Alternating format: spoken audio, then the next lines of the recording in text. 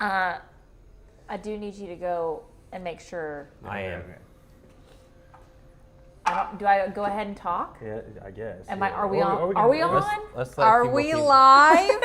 let a few people join. Yeah. Are we on?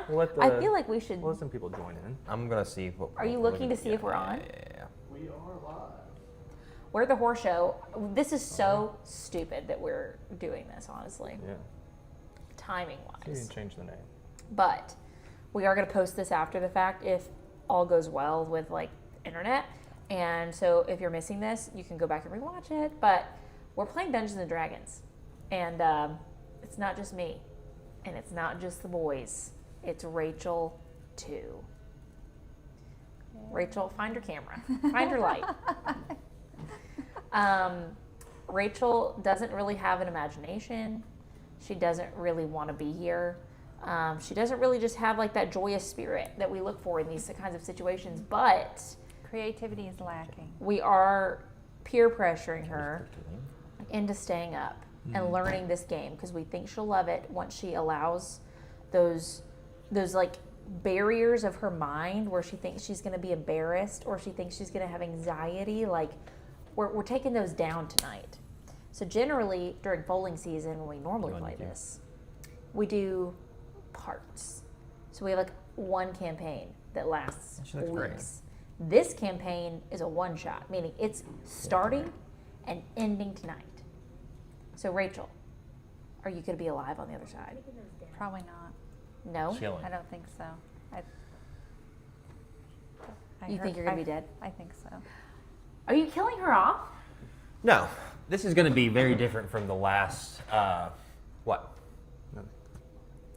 This is gonna be a very different from the last few sessions. This is gonna be just a straight one-shot story, beginning, middle, and end. There's not, this is gonna have a pretty straightforward storyline with our new edition in mind, and also we haven't played in a long time. And We haven't. Also, It's been probably since June.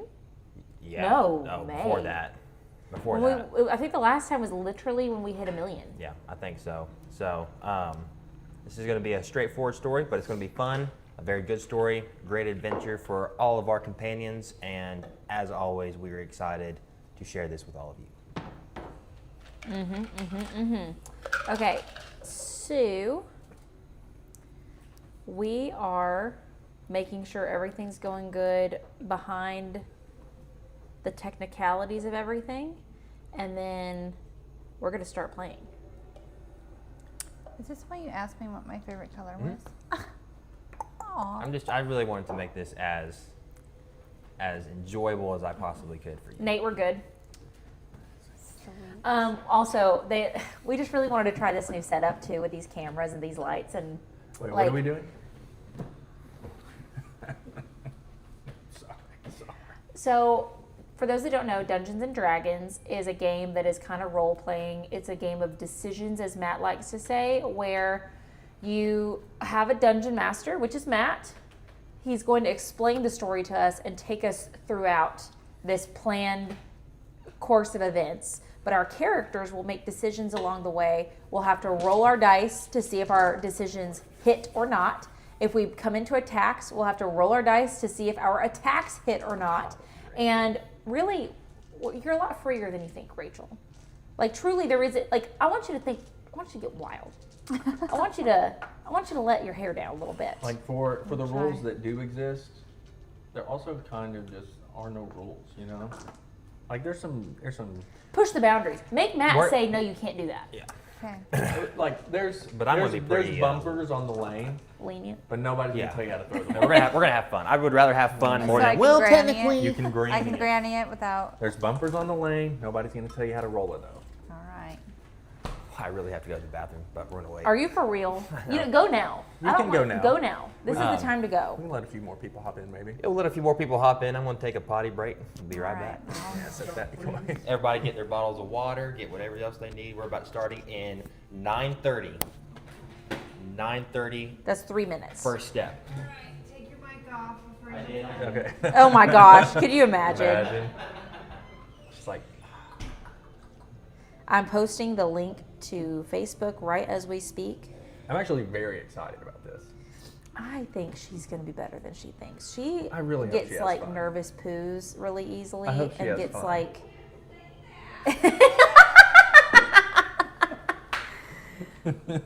she gets nervous and she doesn't need to be. Are you happy with the dice that we selected for you? Yes, they're very pretty. Thank you. We tried to match as best as we could. The tower was quite the move, though, out of Matt. I knew he would be extra. So I do want to have you as a DM again at some point. I would like to. If we do another one shot, y'all should swap. So that Yeah. because Well, I just bought a bunch of them. It's not even the fact that I don't want you as my DM. It's that I want to play You with want to you. play with Matt? Yeah. I want to play with you again. I want to play with Matt. Okay. You know what? I think I would like DMing. You think? Yeah. Do you think I would like You it? should give it a shot. Do you think I would like? I think I get a little too control happy. It may take a little more prep. I never Takes feel a bit that I of have prep. like least control. It's such a weird dynamic. I feel like I have all the control, but I also feel like Where I'm do so I- susceptible. Push to go to the. Character sheet? No, I'm The on my character virtual sheet. tabletop. Yes. That will be. Oh, not what I just pushed.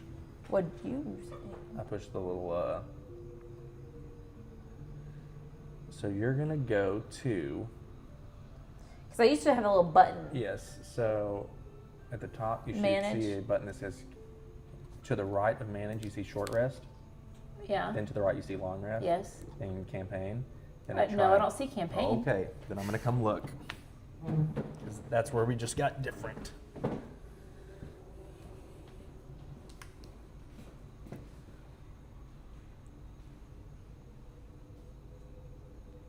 Watching D&D during a workout would be legendary. Did you delay it? It's just the Wi-Fi. We are working with decent Pretty crap Wi-Fi, Wi-Fi. with a bunch of things that's on Wi-Fi. So as long as it's going good right now, we should be good. Good Lord, show me the We got 60 seconds way. 60 seconds on what? before we're stepping off. Oh. Okay, so here it is now. You look sick, dude. I just pulled it up. It's. No. You look sick. It's giving. I'm really proud of us. It's giving professional DM vibes. It is. It is. It really for is. real. Okay, so here's. I'll extend this for you. Now you have the triangle. So when he's ready. Cool, you cool, can cool. launch. I'm gonna go this way a little bit more.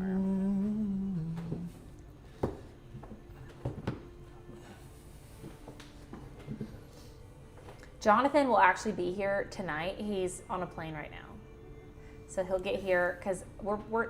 It's just so dumb that we're actually even doing this because I have a night ride tonight, and I have to go ride Kennedy. And honestly, like he said, he was gonna go with me. I doubt he does. He's gonna go to sleep. But we should be sleeping right now. But you know what? YOLO. Stephanie's not here. She went to go pony Kennedy. We're kind of tag teaming, working horses at the moment. So she went to go feed earlier and then was going to pony. And then she's going to come sleep. And then when she comes to sleep, then I'm going to go ride. And then I'm going to come back. And then she's going to go get ready. And then I'm going to, you know.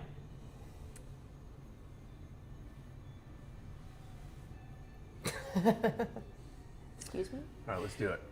Are we ready? Find your D20. That's the one you're going to need the most. That's. Yes.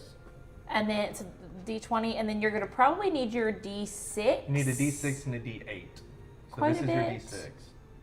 Just a regular looking one. And then your D8. Gosh, Should be I'm like just a this. regular old. No, it's a D12. I'm sorry. This is a D8. And that's a D10. I'm lost. Why do I have two yes. D20s? Your feet are weird. All of mine are like super pointy and they all look the same. I like yours. Let me You want to feel one? feel one. Or like, give me a couple. Heavy. Those are heavy. I want like really heavy ones. That's what we said. That's what we said. We said you but would. We didn't want to commit to buying the really heavy ones without you being there to pick them out. How much are really heavy ones? $50. Good lord. I mean, you always 60. We got Brahms and ice cream Tillamook in the fridge. Speaking of, is that even? Yes. Not now. After No, after no, I no, set no, this up, no. let me set this up, and you can go make you. We We'll wait take for a a break we soon. wait for an eat, sister. We wait for eat break. You had your chance. But yes, you can here in just a second. Set this up. We're Dad all ready. said I can. Are we all ready? We're ready. All right, here we go. And the bells toll. This is gonna be great because now they're not gonna be like, we can't hear him. What's happening? Maybe still. Gosh, I miss the days of bowling season when we'd have like 20 people, 20,000 You stand people there. in here. All right. No pressure. Let me get some prep here done. All right, here we go. You find yourselves around a trading post of sorts, various horses tied off to the whatever those posts are called. Hitching posts. Hitching posts. Carriages. I mean, this is a small stop, but it's a common place where people can find odd jobs and various and sundry, refill on their food supplies, and just enough to make the journey to the next town. You stand around the job board, addressing a surly person. You were not the first choice for this job. You were actually the second. The council's engineering crew in the town that you just came from ran over schedule and got pulled into the Harvest Festival preparations. They're leaving 5 half-finished lampposts standing dark along the forest road ahead of you. Metal frames and glass lanterns all ready except for the one thing that actually makes them work. Glowing beetles, the man says as he slams a crate of different jars that were filled with bugs, roughly the size of a loaf of bread, scurrying around in them. Bugs the size of bread? Beetles, to be more precise. But these beetles aren't normal. These are glowing beetles. Forest dwelling, harmless enough on their own. You catch them and you fit them into the lanterns. You light the road, simple job. Should have been the last crew's job if they weren't so far behind. He stands there and hands you, Nate, the crate full of the jars of beetles. Why don't you introduce your character? I have no background on myself. Give us your name, who you are, what you are. My name is Monk E. DeLuffy. Obviously, by looking at me, you can tell I'm a dragonborn. But what you may not know is that I've spent my life patiently learning the way of the monk. I am slow to speak, slow to act, but faster than you've ever seen. Seems like an easy job for me. You hand the crate to Rachel, who stands next to a cart that is only to be pulled by people. It's just like more or less right, more or less a wheelbarrow of some sorts. Rachel, why don't you go ahead and introduce your character? My name is Claria Ostwild. I am a elf bard. Which is super cool. She didn't know what a bard. She didn't know what a I bard don't was. know. Super jealous. Hold on, let me put this down. I don't know anything. My eloquent flattery makes everyone I talk to feel like the most wonderful and important person in the world. But if you do me an injury, I will crush you, Beautiful. ruin your name, and salt your fields. Sassy. What's your name again? Claria Ostwild. Claria Ostwild. Claria hands the crate of fiery glowing beetles over to Katie, who then puts them in the cart. Katie, why don't you go ahead and introduce your character? I'm just gonna put these in the cart. Mm-hmm. Okay, just put them in the cart. I am Callista Crow. I am an elf wizard. I have bronze skin and the hair of black, kind of goes along with crow, doesn't it? And eyes of gold. So I have polysyllabic words that convey the impression of erudition. So I can... Two things I don't know what they mean. I'm just reading. Interesting. I've spent so long in the temple that I have little experience dealing with people on a casual bias, so you don't talk a lot. neurodivergent queen. You don't talk a lot. Very quiet, you would say. Well, just not I would used say to... I would say more so like I say the wrong things. Oh, Yeah. okay, yeah. I Not tend to used say- to normal human I tend to say interaction. the wrong things. Knowledge is my power. The path to power and self-improvement is like my mission. And I'll do just about anything to uncover historical secrets to add to my research, which is why I tend to get in trouble. Get myself into trouble. I act before I think. All right. As Callista, correct? Callista Crow, yes. Yes. You can call me Callie, but not yet. As Miss Crow.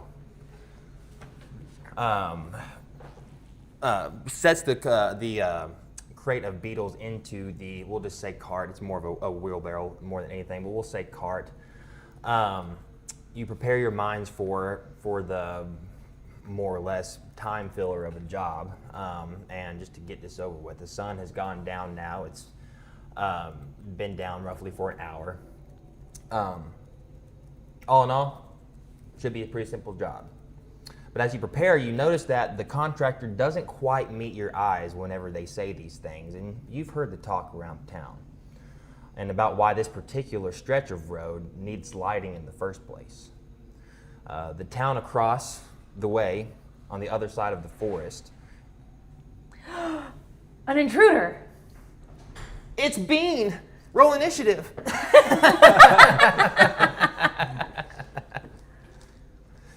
Let me get set up here real quick. I gotta finish this. You know, you've heard the talk around the town. In the town on the other side of the forest that this road connects. We are live, Stephanie, by the way. Look how good it looks. It looks like crazy good. You want to play? Continue. It should be pretty simple.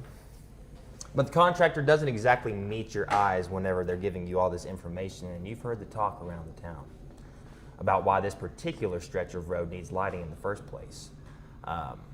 The town across the woods on the other side of this road, this path, is known for its large bell that rings once every hour, a cadence every hour, to help travelers even get there, because this forest is very thick and it's very dark and honestly very dangerous.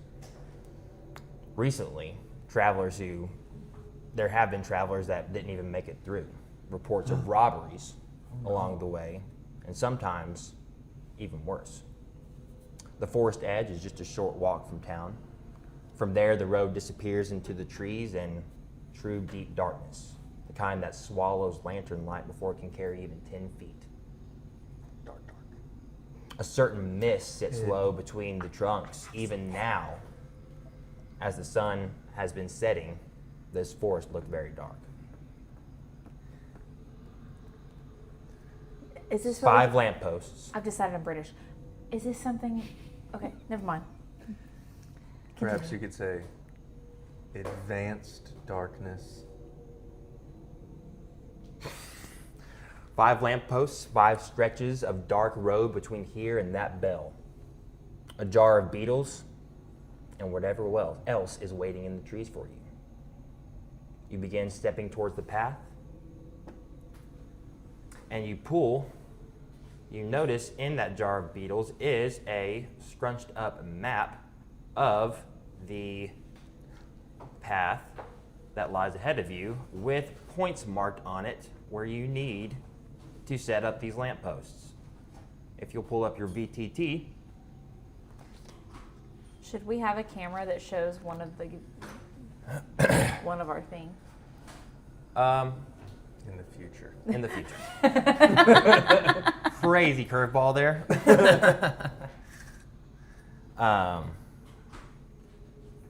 Is it up? I just need to. What do I need to hit again? For everyone to see. No. I think it would be.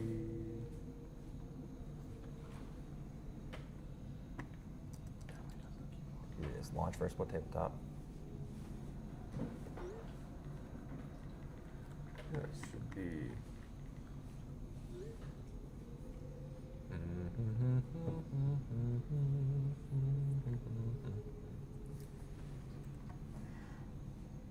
For how we I'm did gonna it. have an accent.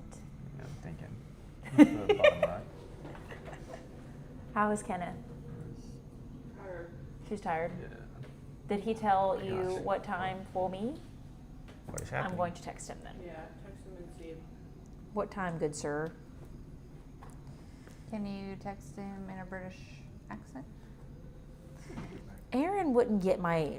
What are the odds? You text him in a British accent. I've got like do I I'm in- just I'm in put left in vein. parentheses said The with map's British in accent. the- Yes.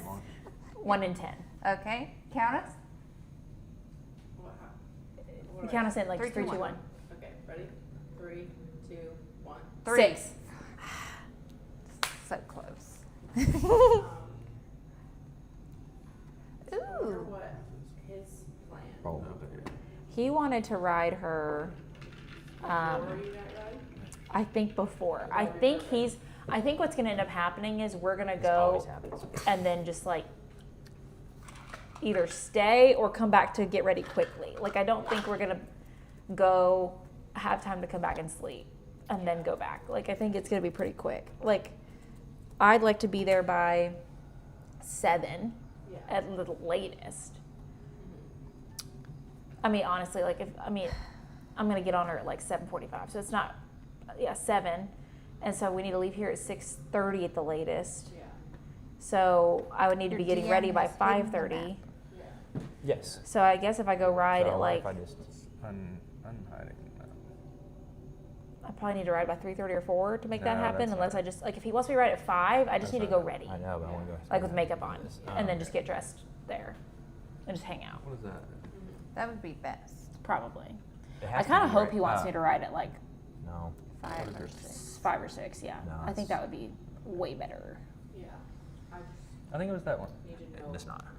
what your time is before I go sleep.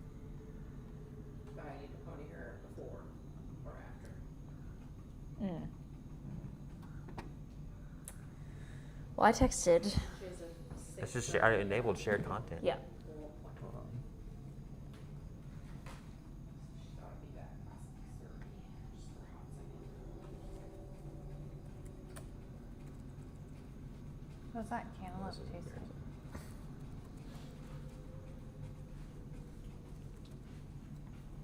Thanks. Well, I can just turn it around. That's not bad. Is Sometimes it hard? cantaloupe is bad. Worst case scenario. Theater of the mind, they say. Not bad.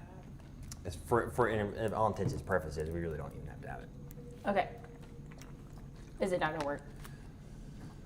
That's fine. We'll get it I pulled truly up. think we're okay without. We are okay for this particular story. You want me to get you a little plate? So generally speaking, you would have this picture, and he'd be able to place our characters, and then if Tell you what friend I'll or do. foe come, he could place the friend Tell or you foe exactly so we know what where I'll they do. are Every one of you have a copy of the map. on our phone. Yep. Oh, nice. I don't have the email on this phone though. I'm sending it in the group. Okay. Nice. But is it gonna update? You won't need to. Oh. And if I need to, I'll send you another picture. And we'll be able to rock and roll. All right, here we go.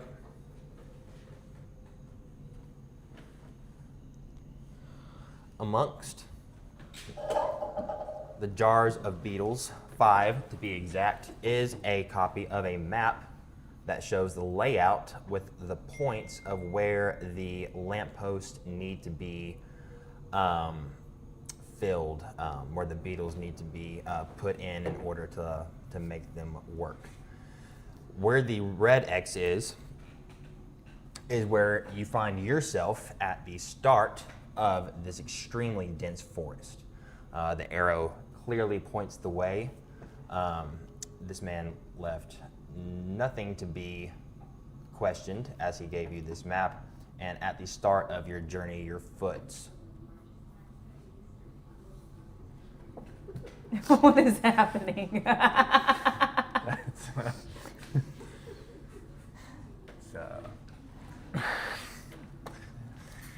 We watch ads.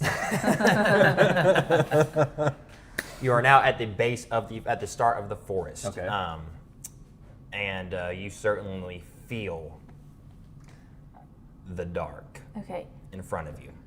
are we ready to talk now? Yeah. What is your name, good dragon sir? My name is Monk. Monk? Monk E. DeLuffy. Who are you again? Claria? Okay, whatever. So here's the thing. I have a spell that could, you know what? I don't want to hear anything from the peanut gallery back here. Let me be me. Okay. The Peanut Gallery, if you will. Not the peanut gallery. I have a spell. Make this super easy. It will let me light up a tree, 20-foot radius of light. We can walk right through and see if anybody's going to come at us. Light it up. Okay. So I am going to just walk right in. This lasts an hour, by the way. Okay. It can, let's see, hold on. But I can see in the dark. It's just, okay, well, it's just for 60 you. feet. It's just for you. You have night. I can see in the dark too. Oh, so it's just her that can't see. What a See in the dark Loser. or Yes. just like I have dark vision. dark I vision? think. Is that like just enhanced dark or is it fully have- like light? No, it's just you can see. I have dark. Okay, well this is like little. lighted up button. Yeah, you'll light it up. So this is, I touch an object, until the spell ends, the object sheds bright light in a 20-foot radius and dim light for an additional 20 feet. The light can be colored as you like, completely covered the object with something opaque black, blocks the light. So I would like it to shine green because animals can't see green. Are you gonna run and are you doing it on the first lamppost? So here's the thing. I feel like this is a cantrip. I can do this as much as I freaking want to, okay? Let's light this place up. I don't want anybody coming after me. I'm gonna stay right here and I'm gonna watch you go do it. Okay. I'm with him. Okay. Okay. So I want to walk forward. What does that look like? Okay, you can walk forward and, And- go ahead. I want to walk forward and go touch the lamppost, and it will shine 20 feet bright light, 20 feet dim light, and allow me to examine and look around and see if anybody is around us. Okay. As you walk up Night, to the Bean. Hey, if you figure out from Aaron, I will text you. As you walk up to the first lamppost and touch it, it does in fact emit a radiant green light, revealing busted glass on one side, several spider webs inside of it, which is odd because they were put in not too long ago. But almost a showcase of that they had meant to be filled at that time. They shouldn't have been empty for this long. The beetles in the jar start making little beetle noises and whatnot and scurrying around, and sort of like fireflies, except on their shells. They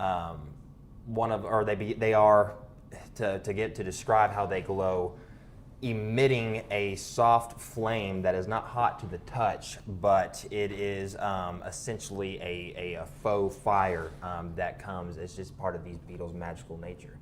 And so the more active they become, the more bright the flame is. So you are here at your first lamppost, now radiating with light, with your cart of 5 beetles. As soon as you touch that lamppost, it starts lighting up, and you turn to your left, and bam! It's the same guy that gave you the task in the first place. He stands there, not saying a word, and then opens his mouth very matter-of-factly as if it was just part of the conversation. He says, I almost forgot. Take these with you. And he hands you a bunch of wanted posters. Why don't you just spread these around the trees and help us out? At the very least, if we can't just light this path, we can also solve the bandit problem that comes with it. The goal here, remember, the goal here is to how do I want to say this? The goal here is to revive the path in the woods. There's 50 gold pieces each waiting for you at the other town. Don't mess this up. We've only got the 5 beetles. No 5 lanterns, if all 5 lanterns aren't lit, nobody gets paid. I sneak over while they're having that conversation. I sneak over to the cart with the 5 beetles, and I reach in and I take one out, and I go, and I sprint. I run up the lamppost. I grab onto the top and hang as I prepare to put the beetle in, the first one, pure display while he's watching. Give me an athletics check. I was hoping he was going to say acrobatics. That's what I meant, acrobatics. I don't have your character sheet pulled up, or a character sheet. Oh, I have a dice. You might just want to go with that. Just go with the one on the screen. No. 13. You do successfully manage to do that, and you stand there with the fire beetle in hand, and you place it gently into the lamppost and close the glass pane and scurry down with high amount of aura, by the way. And the beetle turns around almost like it's finding a good position and nestles and begins to emit a soft flame that grows slightly brighter, if not matching the light that was emitted from Hey, put Callista's this on the other spell. side. You keep turning this way, and everyone says you're the one that's hard to hear. So, with 50 minutes left on Callista's spell, the first beetle is now in the lamppost. What do you do? So here's the thing. I've got the light. You've got the acrobatics. You want to just go put some posters up? That's rude. Okay. Sure. Okay, here's the posters. Go do with that what you will. Okay. Let's go. What's your name again? Claria. Claria. And what's your name? Monkey, I knew that. Claria goes and takes the posters and sheepishly and nonchalantly, as almost an act of sarcasm, goes to just plant one in the nearest tree next to her.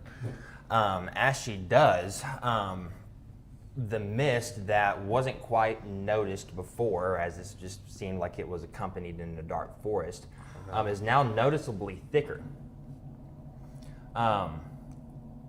She starts to struggle seeing too far in front of her as it gets thicker and thicker, and now it's becoming. You Go just ahead. let him finish. Yeah, just let me finish real quick. Okay. It's becoming thicker and thicker to the point now that as soon as you noticed, hey, something is off here, now it has completely surrounded you. You can only see about a foot in front of you at the time, which is just enough for a tree that you were originally going to put this wonder poster on. As you walk up to the tree, you start hearing this from behind it. What do you do? I have dancing lights. Okay. What does that do? It creates up to 4 torch-sized lights within range, making them appear as torches, lanterns, or glowing orbs. Is that a full spell? I don't know. So just for future reference, you don't have to use a spell. You could literally be like, I peek around the tree. Like, But I can't see. You can't see. That's true. Okay. There's a cantrip. Yeah, you can You cast can it. use that whenever you want. Okay. What's it called?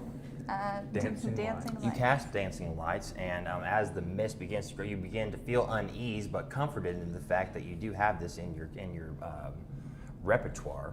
You hold out your hand, and 4 different orbs begin to emit from it, stopping in front of you, taking form, and then begin emitting a soft glow as they spread in a circle and begin to rotate.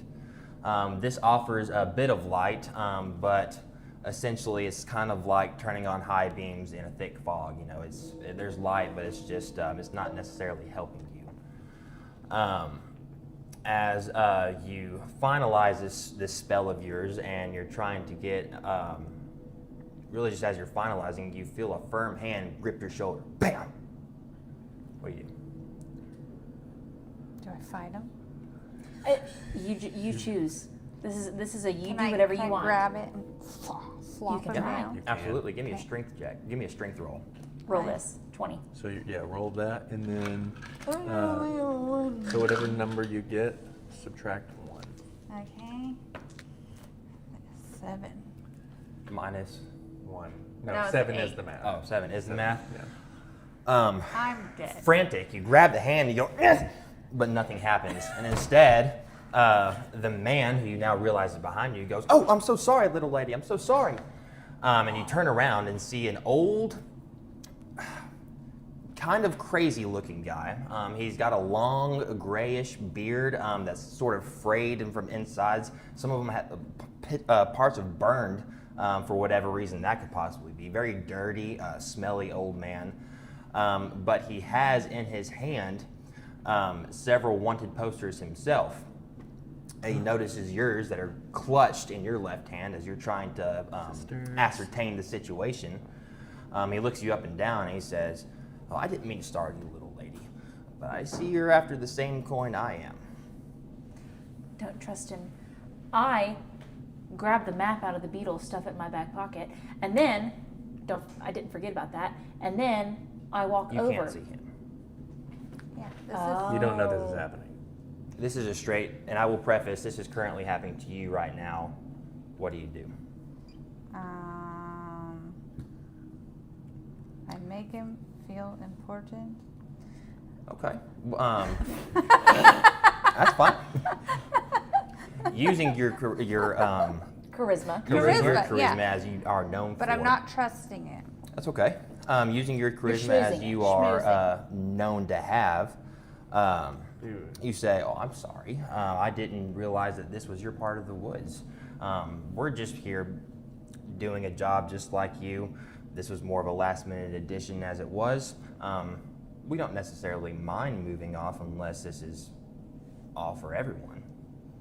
He then turns at you and his smile turns into a frown. He says, "This is my bounties and my money, and I'm not going to share any of it. I get paid for every single one of these that I put up, and I'll be damned if I let anybody else take it." Can I kill him? You can try. Try. Sure. You can try. But in front of Or- you, and I'll Sure. go ahead and roll a perception check. Roll My for hands are perception. very sweaty. I Okay, gotta- so Do you wanna- I'm Do you wanna feel no, it? no, I'm right. Like- We can't double sweat. Mine are Moist. freaking sweaty like, as well. Like this is Talk about sliding right off. Why are you so sweaty? Because she's in thick mist. Everybody sweats in thick mist. Well, Roll for hold perception. on. Perception. That's Yeah, good, so whatever right? you roll plus that. 20 plus 6. 20 plus 6. You look at him Nat up 20. and down, and your fear immediately subsides as you realize that this really is just more or less an old homeless drunk than anything, just trying to pick up a few copper coins to buy his next drink. My feet are sweaty. The likelihood that he's been out here for forever seems high, and that he really probably won't make it past the next 100 feet is even higher. Great.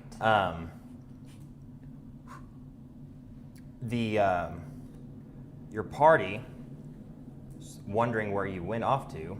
You're not too terribly far, but the mist is thick. Can I see her dancing lights from the top of the lamppost? Roll perception.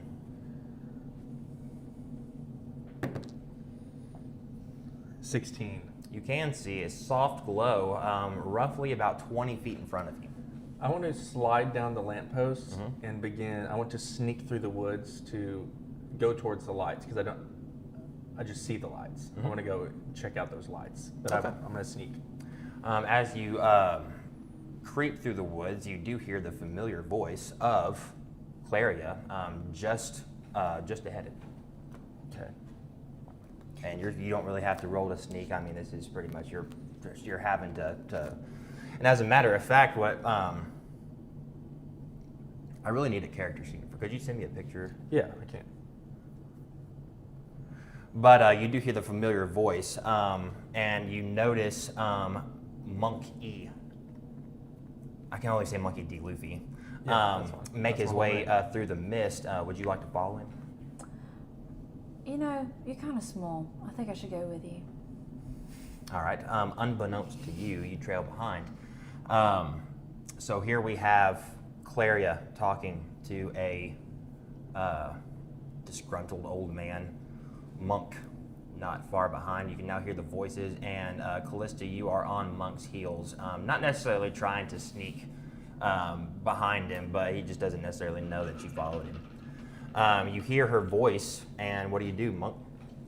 I hear Claire's voice. You hear the conversation that was previously just had.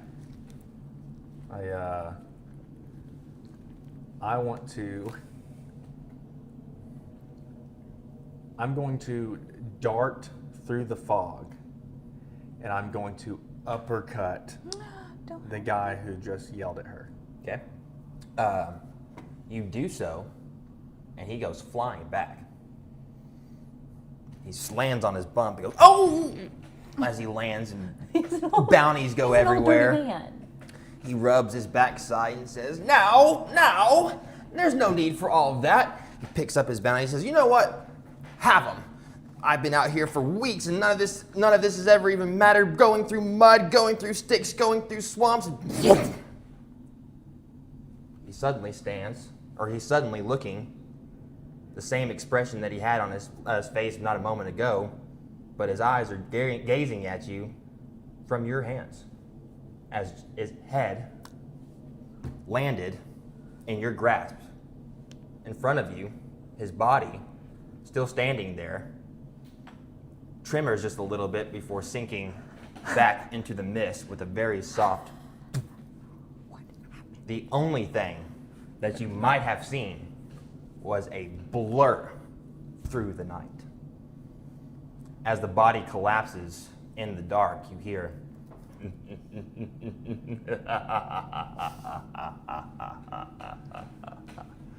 and the mist subdues and fades and almost retreats into the trees. What do you do? It is now clear that everyone is standing within 10 feet of each other, and the mist is now completely gone. Immediately, I cast my invisibility. It lasts an hour, Okay. so I am now invisible. Haha. Can I sit down and I curl up and go? That's what I'm like. So I've cast invisibility. I'm invisible. So I. Oh, hold on. I have a detect magic. Okay. You can cast it. Is it a full spell slot, Yes. Nate? Okay. You can spend a spell on that. The only thing about that is that once you spend it, you'll have to gain that back by resting for a full 12 See how many hours. slots you have. I have 4. Oh, nice. No, she has 4, and I Well, mean, Sorry. I have 9. All right, so you have. So first level, you have 4 first level slots. Ah. You have 3 second level slots and 2 third level slots. So I got a bunch. You have we- a lot of spells Okay. you can cast So before you have to sleep. detect magic. The bell chimes again, and it is now roughly 10 p.m. You cast Detect Magic.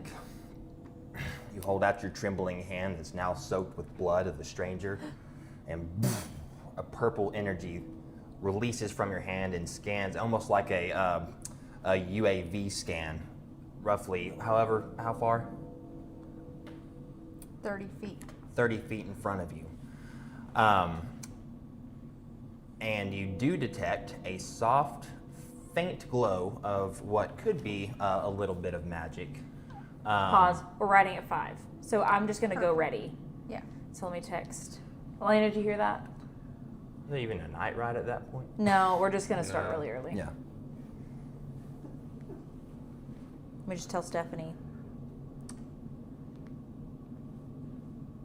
That's almost better. I think so too, honestly. And then we'll just come back and crash. Okay. Continue.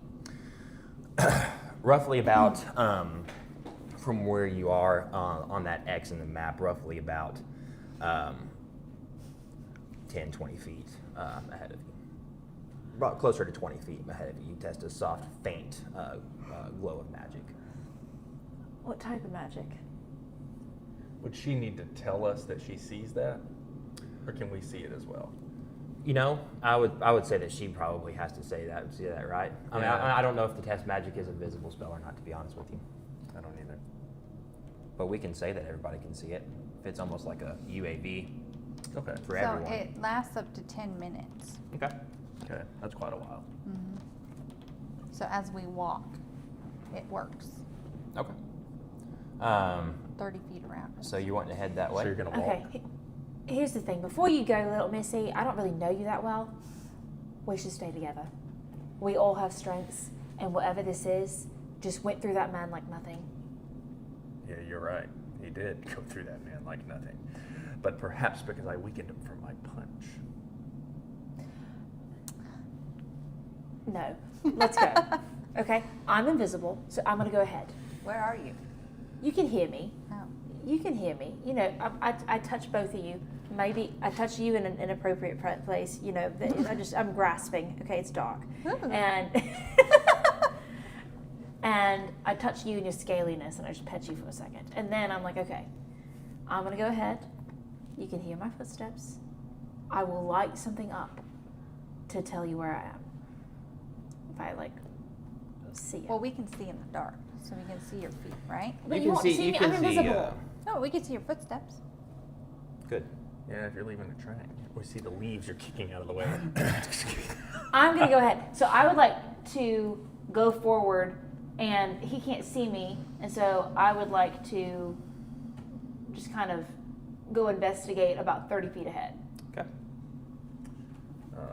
Tessa said, you get to decide, Matt. What does the rule of cool say in your heart? I think everybody sees it. I think it'd be super think, cool if yeah, it's okay. a huge UAV blast and everyone's like, oh, yes, it. All right. So you do make your way as you travel through the, Where are the Beatles? well, they're still They're in in the the cart cart. that was left behind, fortunately. They're back there. Somebody's gonna need to grab it. I'll go back when the time's right. How about the invisible person goes? She's already so far ahead. I don't even know if we can stop and tell her. Well, hey lady, hey crow lady. She calls out. Crow lady, can you go get the Beatles since you're invisible? Don't worry, I got it. I sprint. I get to the box. I pick it up. Out of the cart. I pick the box. I'm gonna pick up the cart. I forgot it's pulled by a person. Yeah. I'm pulling the cart. Okay. You make your way towards the faint glow that is still softly emitting roughly 20 feet away from you. As you get closer, it gets a little brighter and brighter. You're stepping over sticks. This isn't exactly the neatest path, but you're stepping over sticks, you're clearing some branches, and finally you get to the source of the magic, which is a small trace that was left on the next lamppost. So Your detect magic does still have some residue, and you can tell that this was leftover illusion magic. What does that mean? Not really Roll sure. for Arcana. Oh. Good question. What does that mean? 10. 10. Plus. Well, now it's 8 plus 2. Oh.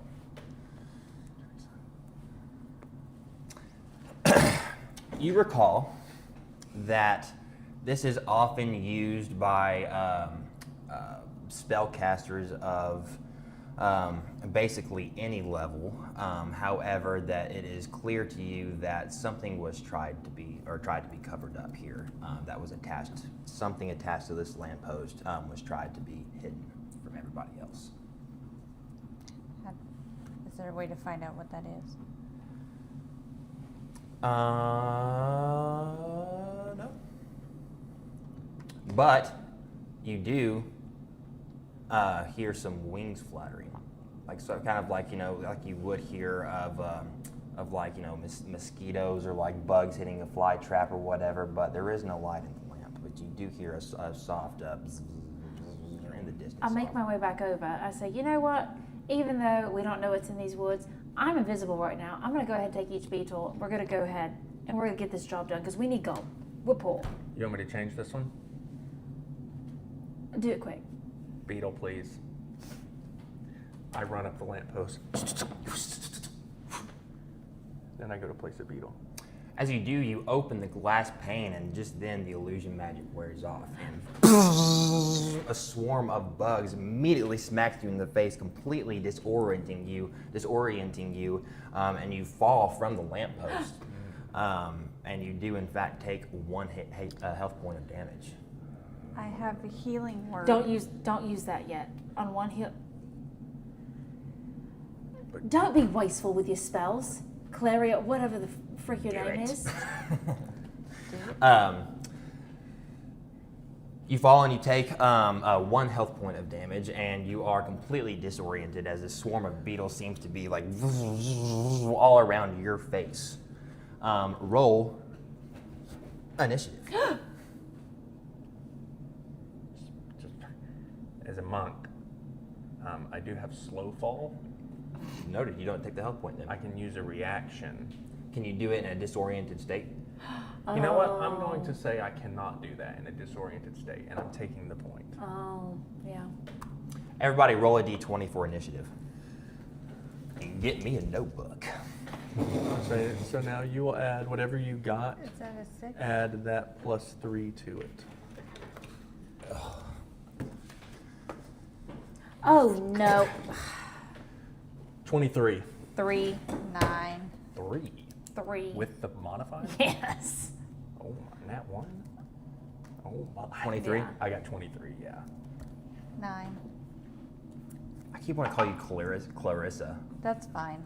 I'm Callista. She's Claria. It's a little bit like We putting can it be together. Clarissa We're Clarissa. We can become one. I'm Callista. I'm Clarissa. Together. Take my hand. We're more What's powerful better that than way. one cover girl? We got to make that sound tomorrow. 2 cover girls. Okay, Claria is a 9, with Callista being a 3. shoddy 3. I kind of like being at the end, and then I can react based on how everybody else did stuff. Sick. That works out beautifully.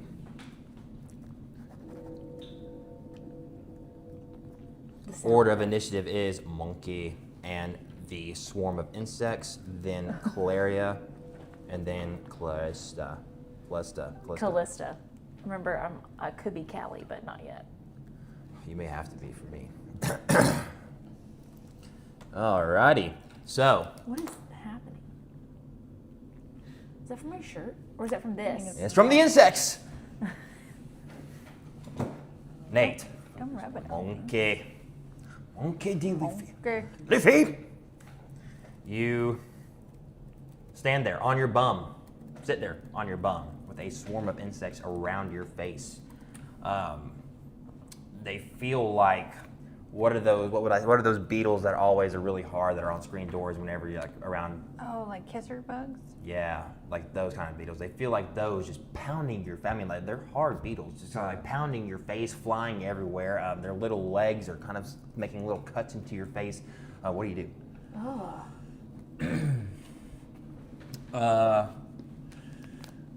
I'm going to use unarmed strike, and I'm just going to, with my hands, hit some in the air. Okay, roll to hit. 17. 17. You are a little frantic for the time being, and you're swatting away, you're freaking out, and then suddenly you stop for a moment. You gain your composure, and then in a blink of an eye, 5 of the bugs, specifically, as small as they are, go pew pew pew pew pew into different trees and completely disintegrate as they on the impact, and the swarm immediately lifts off your face, and you're able to get up.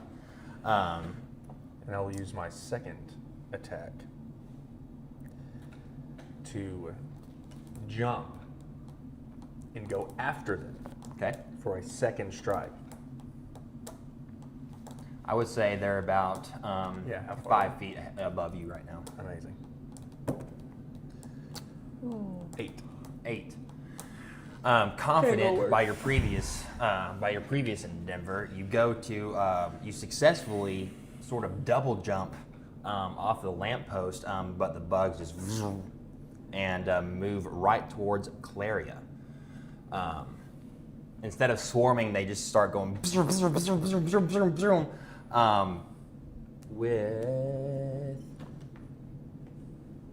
a few of them latching onto your skin and biting into your flesh. I'm going to go ahead and what's your AC? I don't know what that is. That one. 13. 13. But surprisingly, you're able to keep your composure and you start swatting away at them, which doesn't necessarily do the most damage, but they do stop their attack, and now they are hovering above your party. What do you do, Claria? Can I charm them? Is that a thing? You'll have to confirm. I can't see it. It has to be humanoid. That one? Yeah. No. They are immune to charm.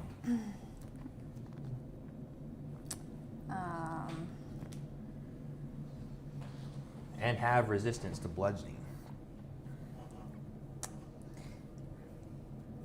Can I sing to them? You sure could. What does Okay. that do? Do you I have don't like know. a... They're immune to charm, so. You could. You could get a little battle ditty for the homies. Just to, get morale up. Heroic I'll inspiration. tell you something. We've got a short trip here, but I'll give a heroic inspiration to the right song for sure. I don't know. Your act. Notable can point. I run am so away. sorry. In As a well. round of initiative, you get 3 things you can do. You get an action, you get a bonus action, and then you get a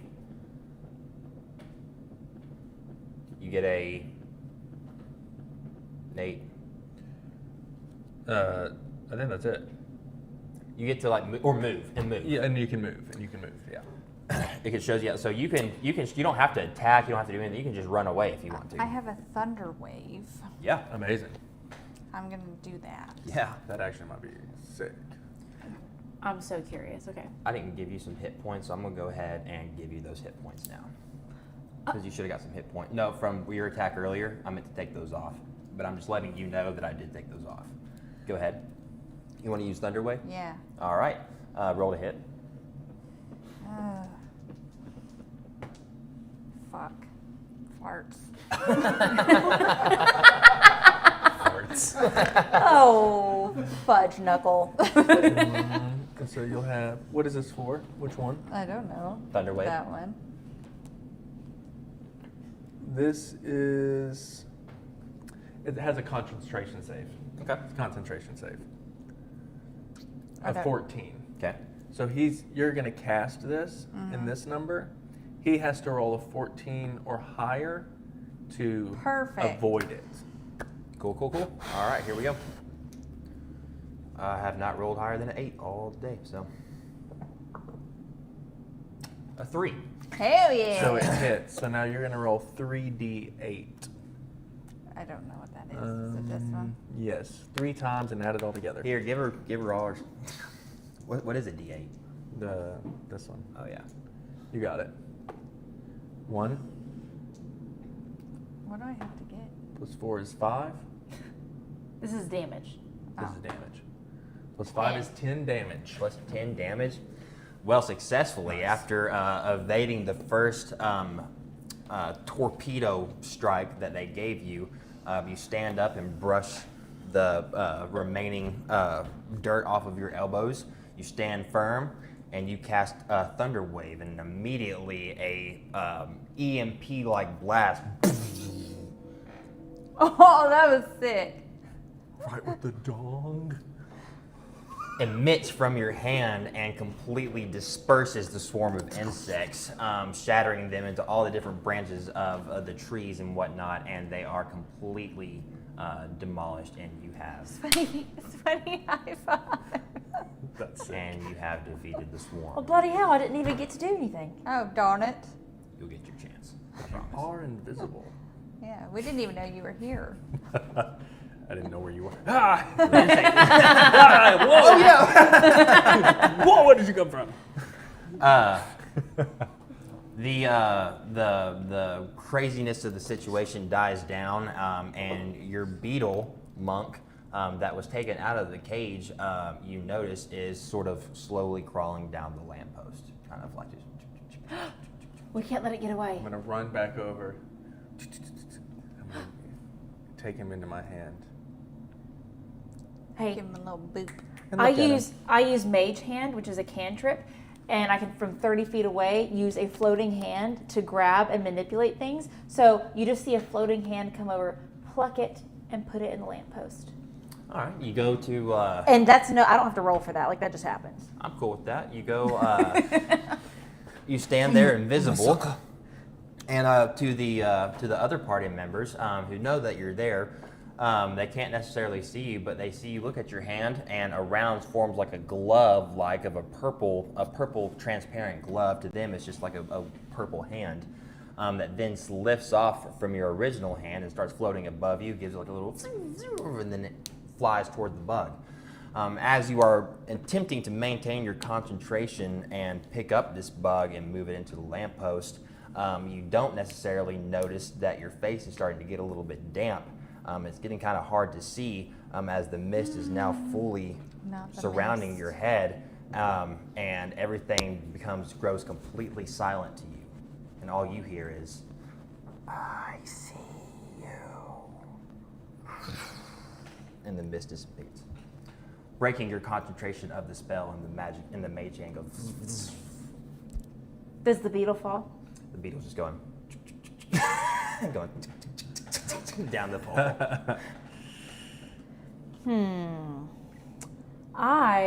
You can still carry on and do whatever. I'm now going to re-sprint. I'm going to examine the bug. but that only happened to you, unbeknownst to your party.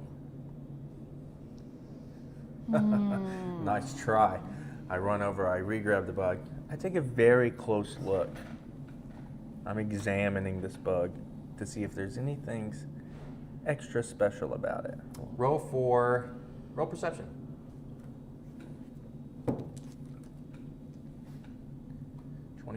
24.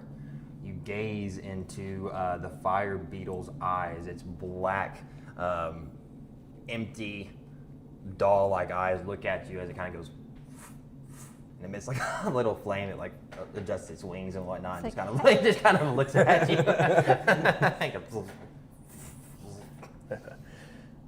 Nice. I run up the post to your home. And just like previously, he closes the glass pane, and the bug settles in and emits a soft glowing flame lighting up the road before you, or the path before you, and you have successfully placed your second beetle. As he climbs Did it down, also break my concentration where I'm not invisible anymore?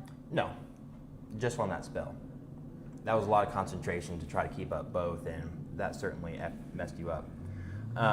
So.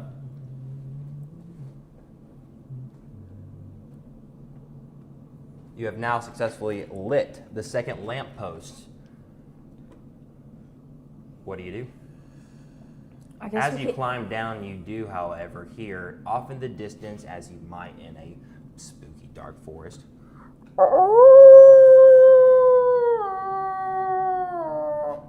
I would like, with my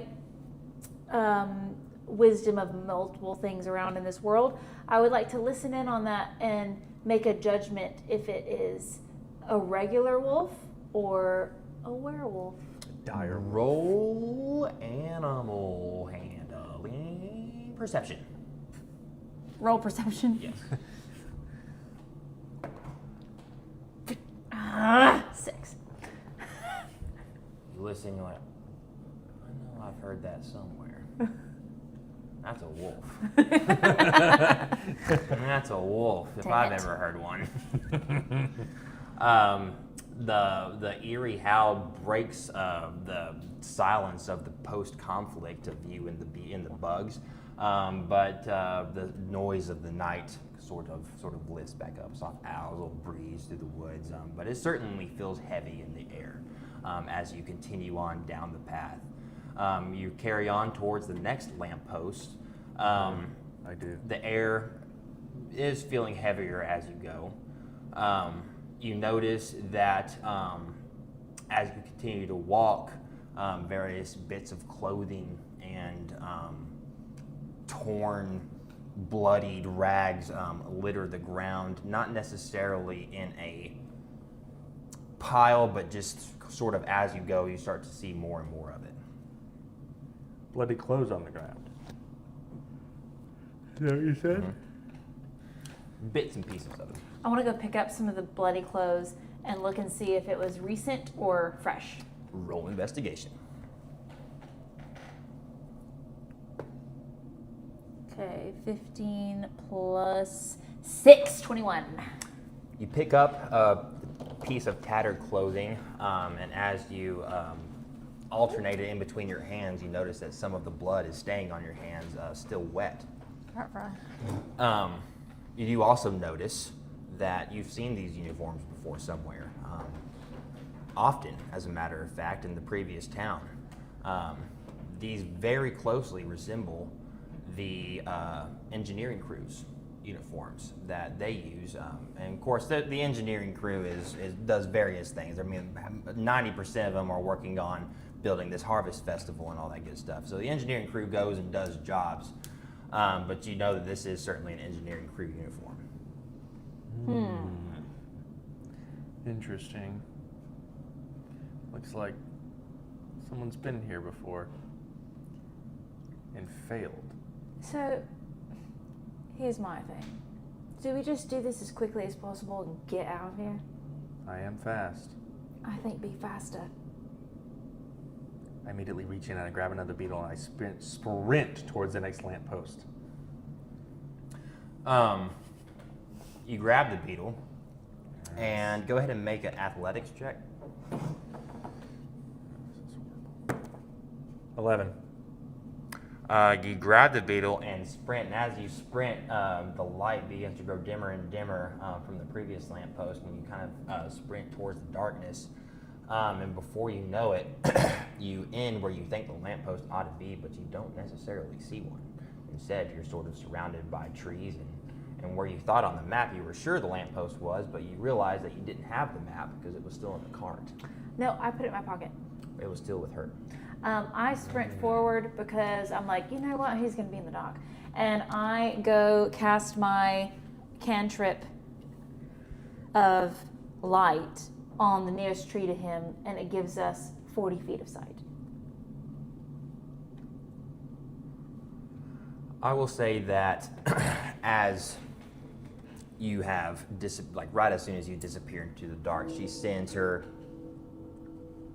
light towards you, illuminating you. And as you're in a dead sprint, and as the light comes from behind you, you see in the path above you 4 different stakes. Atop of them are 4 different bodies, completely stripped of their clothes, scratches, claw marks, and that's all you can see from here. Crows are picking at the carrion that Are they lays. alive? This is what I see. This is and what you everyone see. sees. This is They're what you dead. see. As you're running ahead, she says, "Wait," and casts a light. And so as you're running, you're going into straight darkness, but the light is coming from behind you, and it slowly starts to illuminate. Flies buzzing off of hollowed-out eyes, crows perched on top of heads, other crows on the ground picking at the carrion, maggots coming from certain mouths, bodies completely stripped of their clothes. As you get closer, you can see that there are scratches and claw marks, but what is missing is what you would expect to see pouring out of them. No blood. Blood. That's what you can see really from your standpoint, vampire. roughly about 10 feet away. It's a vampire. It's only him, isn't it? Yes, you're about 20 feet behind him. I You can would- do whatever you want, but let's just go with you right now. How tall are the poles? 8 feet.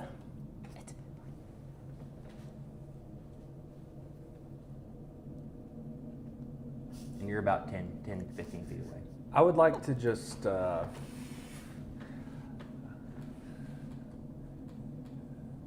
How far are they from me? She is 20 feet behind you. But they can't see me. Is that I I can't? mean, The I woods can't are very, see them. The woods are very thick. I'm alone here. The woods are very thick. At this moment, you are alone. I think I just laugh loudly and call out with a loud, "Prepare yourself!" Your words echo into the trees and begin fall on deaf ears as the bodies lay unmoving. And so I hear you.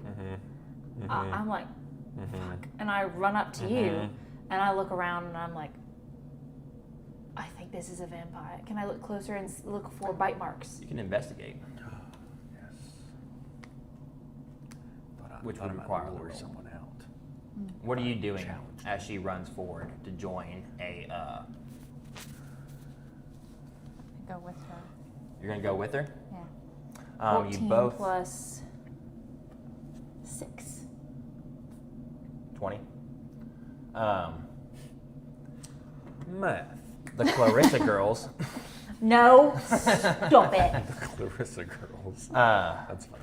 run to catch up to their eager partner to find the disastrous scene in front of them. You take a closer look and also notice the lack of blood, but see under one body a piece of, or a spot where the grass has certainly been matted, where something heavy was placed on it. You go to the next body and it's more of the same. But you go to the third body and you see a large basin, roughly about this big around, with blood residue that was still in it, but it is empty.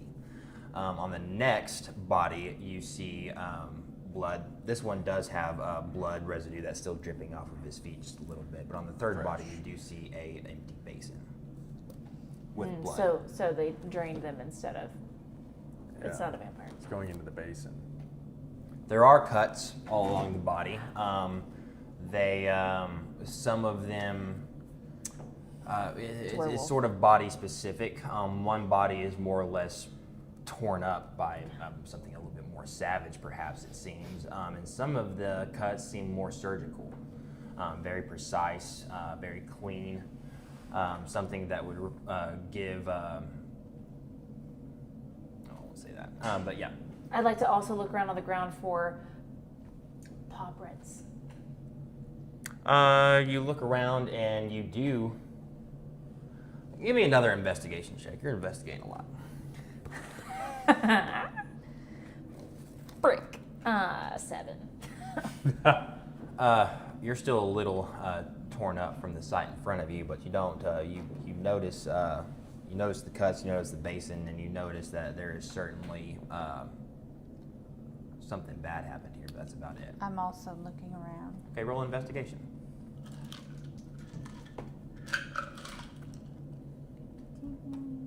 Plus 2, 17.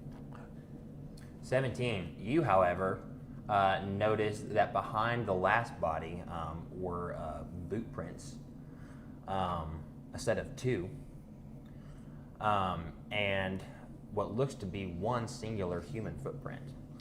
You can't necessarily decide whether it was from one of the victims here as they were hoisted up to be skewered.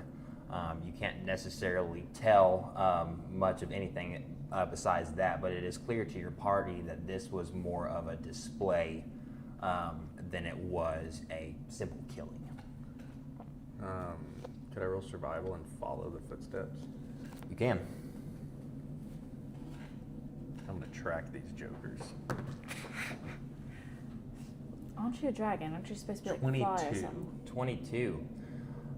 You also pick up on Claria's interest in the footsteps next to the first body or the fourth body, and you begin following them.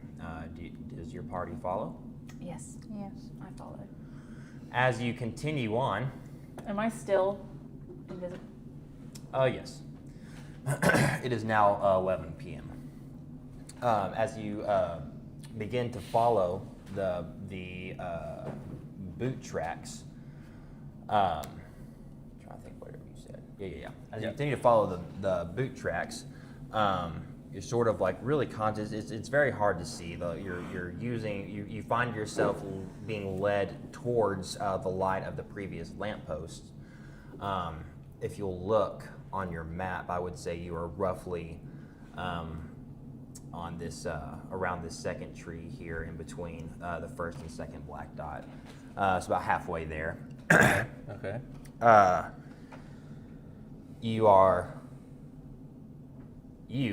As he is following the tracks, you pick up the map and notice that you're actually heading towards the next lamppost, which is seems to be beneficial. But you keep that to yourself for now. As you continue to follow the boot tracks, that become a little bit more refined, a little bit deeper, and a little bit fresher. You continue to step before the boot tracks finally vanish. What do you do? Is there anything that gives me any sort of inclination as to who I just followed or what just happened? Or direction of where they went? Roll investigation. Did Well, it you turn you notice that they were heading towards. Did it the- turn into pop ribs? 14? You do notice that it is odd that the boot prints were to end here, as there is no real explanation into why they would. Either somebody would have to have carried them off, picked them up, flew, something like that. Can I just punch the air in front of me in case they're invisible? Yeah, you can. I do that. Okay. With great force. You do that, and you do it a couple times actually, as you are convinced that something can't be right here. And as you do, you hear from a young woman. You turn abruptly and see a dark, red-haired girl that appears to be in her late 20s, dressed in very gothic drab, a long silk throw with a laced-up top that is slightly revealing. Big, long, laced-up boots into black leather trousers, and This she is is really perched necessary. on top of a tree about 20 feet above you. She looks down at you and smiles and says, "Confident, are we?" Can I charm her? I send poison spray her way immediately. Which one? Towards this dark lady. I'm like, you Which know what? one are we doing? I don't want to do your BS. Are you going to try to charm her first? It sounds like she really wants to poison her, so I'll just. It's Okay. a cantrip. All right. Constitution is saved 14. I extend my hand toward a creature, and a puff of noxious gas from my palm emits. The creature has to succeed a Constitution saving throw, and it'll take 2d12 damage. Before anybody can say another word, Callista goes, emitting a purple poison gas that actually has quite an impressive trajectory. And it sends it right towards the branch that the young lady was perched on, emitting the entire area in a big, thick cloud of gas. Confidently, Callista smirks and looks toward her party. As she does, she hears, "Impressive," right behind her left ear. And the woman, and there she stands. No, I'll show you something impressive. Sing her a song, please sing her a song. Sing her Do a I song. have to sing? Sing her a song. I take my Do short it. sword. I would like to hear it. Sing a song, do a dance. Sing a song, do a dance. One at a time. She's right on my left. I Sing a take, song, do a dance. I'll show you something impressive. Please sing a song, do a dance. Please Do I sing a have song, to do sing a a dance. song, do a dance? Please sing a song. I sing a song and do a dance. All right. As in a blink of an eye, it seems, the young lady has completely repositioned herself. In the commotion, Commotion. Yeah. I tried to poison her. Oh. Claria does what she does best and breaks out in a little song. Please don't hurt us. Isn't there a thing though? Roll Angry performance. lady. Yeah, go ahead and roll for performance. Yeah. Come on. 11. Oh, that's not 11. bad. That's not the worst. You She'd like, begin "This is to mid." start the song as Callista is still trying to figure out what just happened. As you do, she begins to like trace her finger down Callista's cheek, and you notice kind of like a long, sharp nail and whatnot. And she smiles at Claria and says, "Not bad. Not bad at all." She hasn't even shown you the good one yet. As you You're say holding that- back.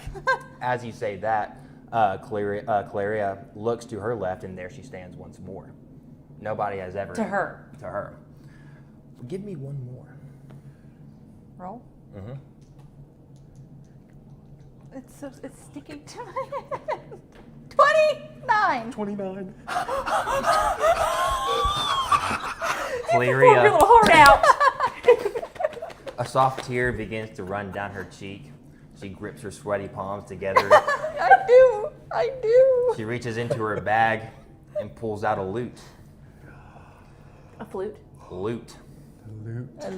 What is that? Doom, doom, doom, doom, doom, doom, doom, doom, doom, doom, doom, doom, doom, doom, This is the one. doom, doom, doom, doom, doom, doom, doom, doom, doom, doom, doom, doom.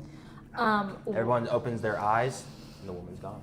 Hell God, yeah. I was gonna say while she was being, I can win some things too. Thank you. I wanted to Thank kill you. her. Very nice. Thank you. You Very nice. sucked the first time, so I had to save the day. With your little poison hand. I'll poison you. Okay, I take my mage hand and I go over and slap her. As you do, a little spark goes from the mage hand as it disintegrates. And then I charm her and get her to like me. The hand just goes.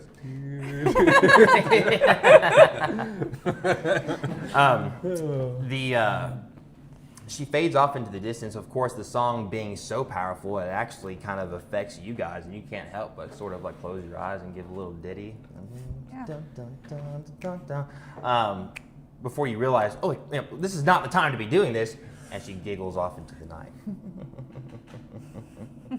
You have such a good evil As she laugh. does, a billowing mist from behind Uh-oh. you begins to swell, ominous, and you can tell this can't be good. And the only option is clear to you. You probably need to run. What do you do? I'm pretty fast. I'm gonna run. Do I know the direction she took off in? Towards the mist. I run that way. You're running I'm towards the chasing mist. her. That would be going back towards the last lamppost. To the first one? We're on a mission. We need money. Let's keep going on the lampposts. Fair enough. The clouds begin to go. We need to run. I want you to imagine Harry Potter and the Goblet of Fire in the maze. Yeah. You know, everybody has seen Yeah, that. yeah. Those vibes. Okay, we run. We're gone. We run. As you run to the only place that you know to run to, and that's the next lamppost. Beetles in hand, you take off sprinting as the mist goes. You're running. The mist is starting to surround your back, and you can hear a male and a female. Sort of like Death Eater, sort of going. It's in your ear in one side, and then it's in his ear in the next side, and then it's behind you for another second, and then suddenly, bam! Callista runs right into the next lamppost. As she gets up and rubs her head, she realizes the mist is completely dissipated. And for now, it feels Fuck, safe. do you have another beetle or what? And they're in the. I want to Cart? emphasize the. As she falls back, and there's like a lamppost face, like ambition. Do you have a beetle? You had the Beatles. No, you I've been had getting the Beatles from you. You had the Beatles this last time. You do notice that about 10 feet behind you, you see a light glow of as somebody did in fact drop the beetles. I have the beetles. It's on the ground back behind you. Somebody dropped them. Somebody's gonna have to go back and get them. You dropped them. I go and get them as quickly as possible. As you go over there, you grab them and you take them to your party, and everybody says, great. But Monk, Edie Luffy, pauses to count.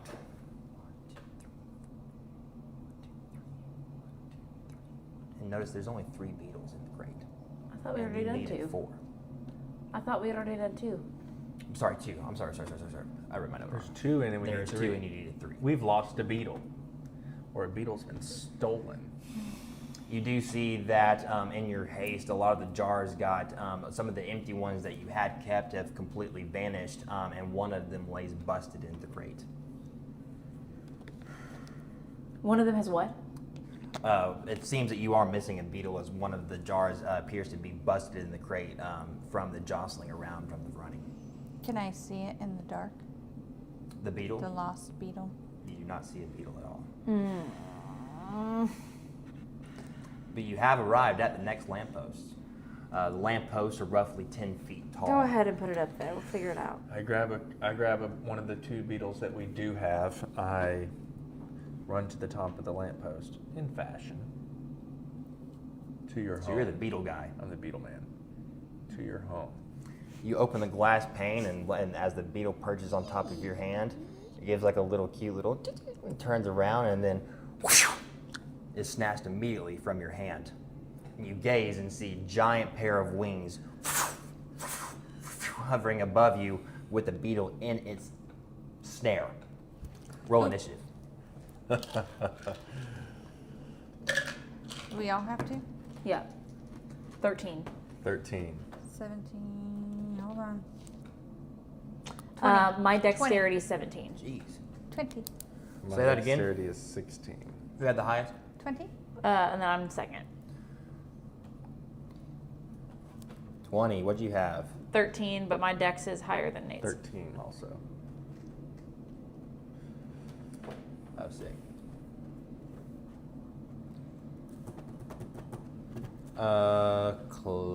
Callista, and Monkey. Can you shoot it with a bow? You sure could. The order of initiative is Claria the Bat, Callista, and Monkey Dorothy.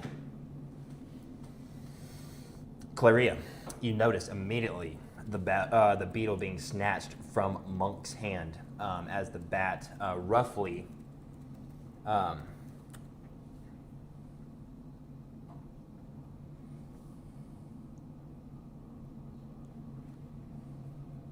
roughly 8 feet in size, 6 to 8 feet in size from what you can see is wingspan. It's a bat? Yeah. It is a vampire then. I would say that the wingspan is roughly 10 feet in size, making the body roughly 5 to 6 feet of an immense bat clutching If you the have a beetle. big ass spell, this is the time Can to I use do the it. thunder wave? You can. Do you have a big ass spell? I don't. Is that? Yeah. I mean, Thunder Wave is nice. Thunder Wave is nice. Do level 4 Thunder Wave. Level 3 Thunder Wave. I'm gonna do thunder wave. What level? 4. Level 3. 3 Thunder Wave. Okay, roll to hit. No, it's a Constitution. Oh yeah, I save. forgot. What is the Constitution? 14. Ooh. Could be over in a flash.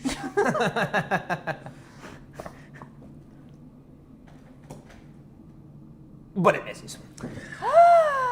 Level 3 Thunder Blade. You stand in awe of the giant bat in your presence, and you charge up with all of your concentration and all of the power you can muster. Your hair begins to lift softly off of your shoulders, and a soft light emanates from your hand as your eyes begin to open and glow bright white. But the bat dodges and remains unharmed as it soars towards Callista. What do? I knock. Sorry. As it soars towards you, claws reached out. You brace to be picked up just like the bug, but instead it surprises you by chomping down on your right shoulder. What's your AC? 12. Ooh, give me a Constitution saving throw, actually.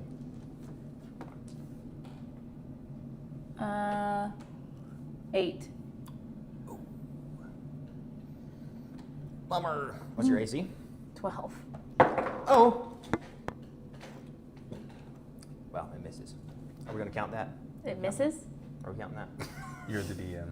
Successfully managed to conjure that spell, but alas, the bat is more agile than it looks, and dodges immediately, changing its direction towards Monk. What do you do? I need a little drinky. How high is it? You find a bottle of water in the refrigerator and grab it.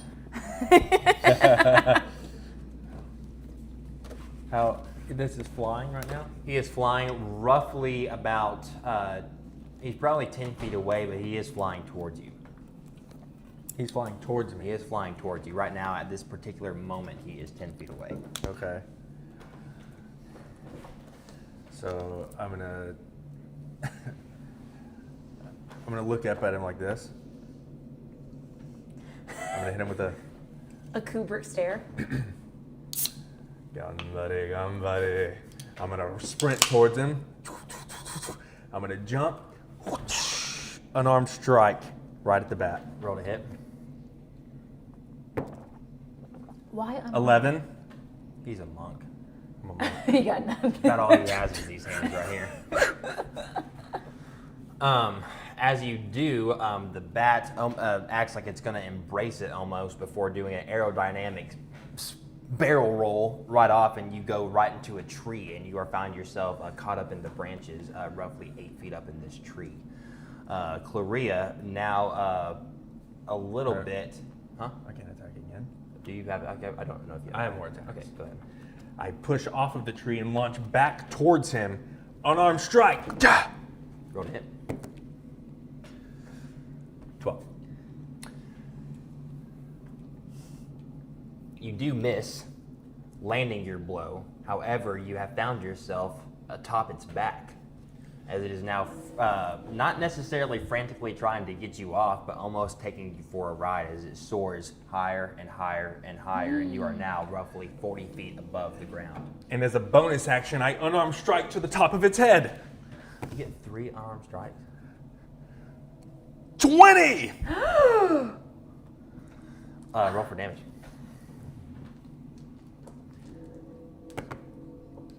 7. Wow. It goes higher and higher and higher, now roughly 40 feet in the air, but that doesn't necessarily faze you. You launch yourself off the bat's back, gaining some momentum before unleashing your black flash of a fist, and boom, right in the back of the bat's head. It screams out in pain as the wings buckle and it starts to plummet, you with it. It falls roughly 10 to 15 feet before it regains itself, but as it repositions, you fall off. And you find yourself falling from roughly 20 feet in Remember, the air. you can slow fall. That's fine with me. Can you slow fall from 20 feet and be good? I can't slow fall. Let me see the actual rules of that here. Features, traits. Slow fall. I have to use a reaction. You can take a reaction when you fall. I would take. We'll go with that. That's I could say. Says you take a reaction when you fall to reduce any damage you take from the fall by an amount equal to 5 times your monk level. What's your monk level? 5. So 25. Okay, then yeah, you're good. You're not gonna take more than 25 points of damage from that. You would take probably 10. Okay. At which point I say, is that all you got? So you superhero land right to the ground. Claria, what do you do? The bat is now roughly 20 feet above Monk, which is roughly 15 feet from you. Can I shoot it with a crossbow? You sure could. Go ahead and roll to hit. What do I add to that? Let's go. Actions. Yeah, plus 5. 15. 15. That does hit. Are or is it roll for damage, or does Yeah. it have a? 1d8 plus 2. Yes. 5? 5 damage. How much damage did you give me? 7.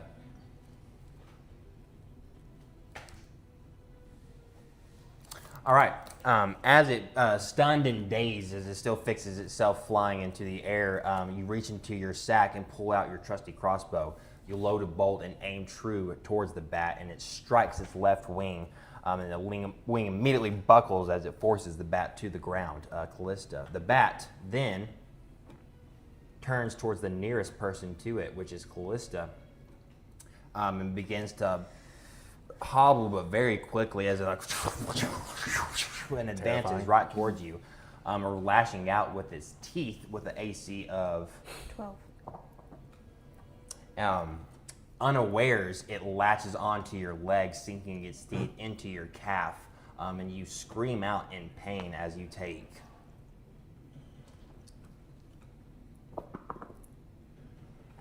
4 hit points of damage, of piercing damage. Okay.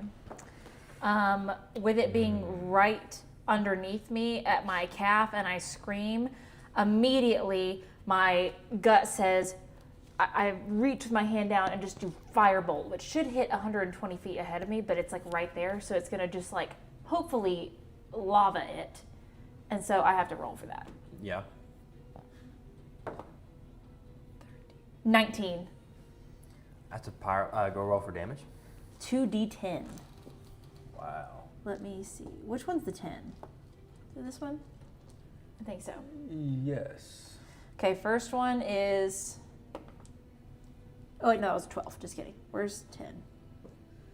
What is it? This is your 10. This one? That's your 8. There's no shot, right? That's your 10. Is this 10? Yeah. Okay. Okay. 7 plus 8. 15 damage. How do you want to do it? I killed the freaking bat. Okay, I scream a blood-curdling scream as it's latched onto me, and I push my hand onto its head and send a firebolt, like literally melting its head off. The bat is charred. You can't even recognize what it once was anymore. It's just a charred. The smell of burnt fur and flesh fills the air. However, with a powerful, deadly spell like that, in a panic, you launch it down at your side. But it does engulf the area around you, and you do take another health point of damage as your feet are a little charred. I'll take it. The tension calms down, but Monk feels a gaze upon him as he turns and looks over his right shoulder, and standing on the lamppost is an even bigger bat that is just staring and watching all of this unfold. That was his woman. As it stretches out its long wings and with one disappears into the night. Where's our beetle? We don't know. Has to be in the clutches of the old bat. Roll for perception. Everybody. 10. 12. 20-something. Everyone is 26. frantically, now that the moment's gone, the bug! The bug! You don't want to use one still is safe in the jar, but the other one that was freed from from the jar by you is clearly missing. You search the charred pile of ash that was once the bat, and unable to find any remnants of much of anything. Just as all hope seems lost, Claria looks up into the tree above, and hanging with one leg off of a leaf, going. I use my mage the beetle? hand and I pluck it.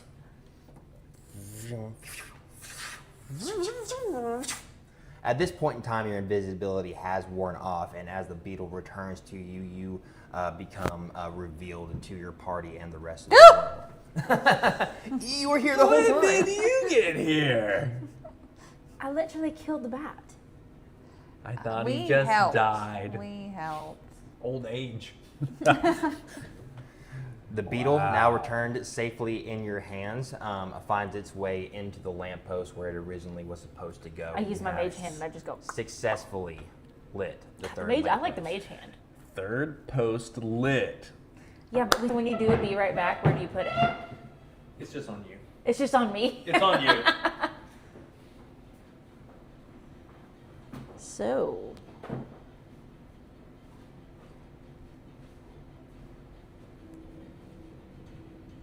I wonder when my husband's gonna get here. He was a little late. He said about to take off at 9:30. That was an hour and a half ago, so he should be landing here very soon.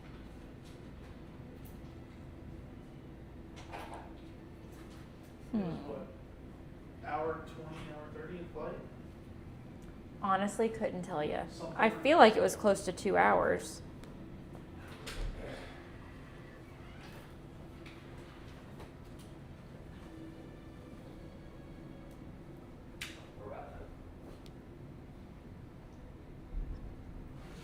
What was that? I don't know. It sounded like thunder.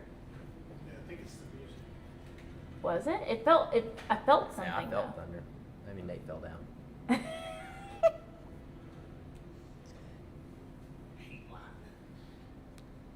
Honestly.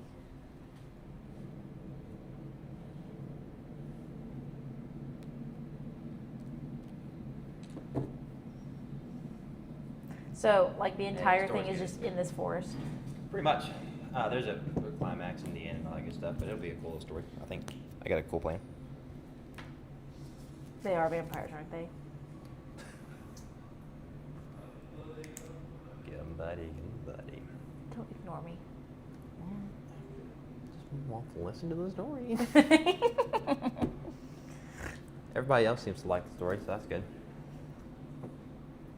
Oh, storms are coming in. Oh, yeah, that's right. We are supposed to get a storm tonight. Are we? Yeah, that was on the forecast for a while. That's where my joints hurt. Gum buddy, gum buddy. What does that mean? It means like Do your worst? no, like do your best. Oh. Like, like you can try.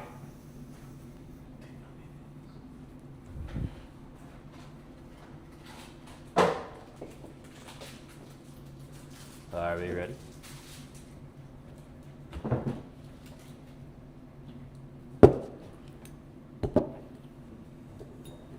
I just got the chills. Yeah, I know. I got kind of chilly too. Huh? I got chilly too. No, not chilly. Oh, I got like a chill up my spine.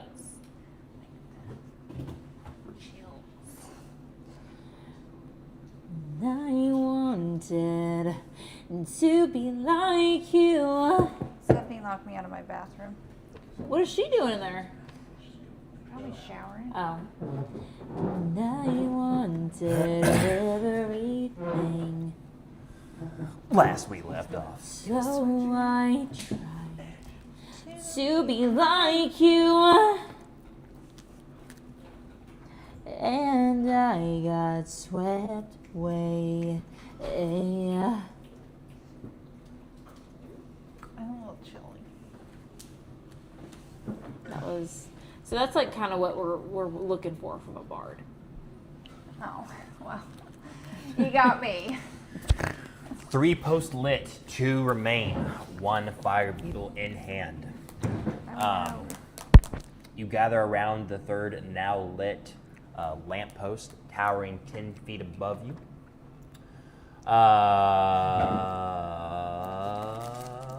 A tear-shaped glass lantern now glowing brightly. You stand there with your final beetle in hand. What do you do? Don't we need to find the other one? Well, If okay. you want to get paid, you sure do. I Let's put- asked the beetle if he knows where his friend went. The end. I grab it and say, let me ask.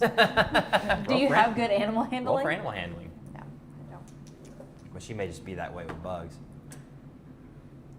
5? More of the same. Cool. As it kind of like scurries on the other. It's kind of like as you're looking at a firefly, you're looking at it and it like scurries on the other side of your hand, and you flip that over and like scurries on the other side. Okay, here's the thing. Put it in the lamp where it's safe. Mm-hmm.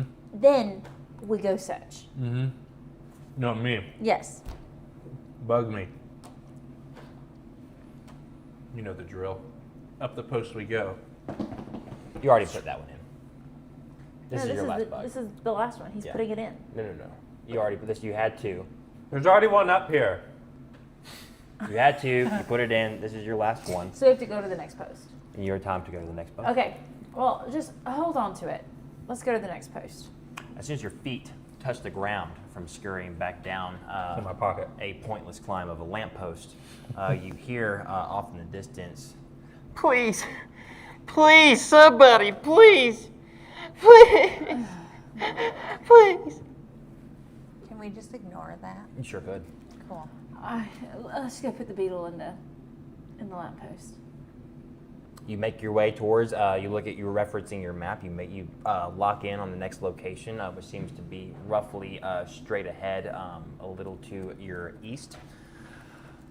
You make your way, and the yelling gets louder and louder before it just stops entirely.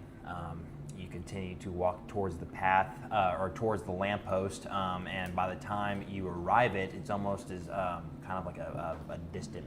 Not a distant memory, but you've almost kind of forgot about it at that point. It was certainly odd, but everything about this forest is odd.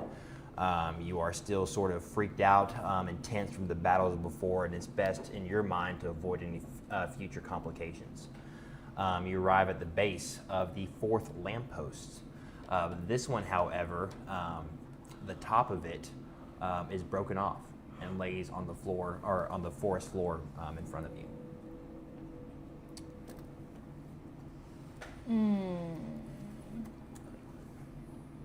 Is there anything nearby that would have caused this? Roll for perception.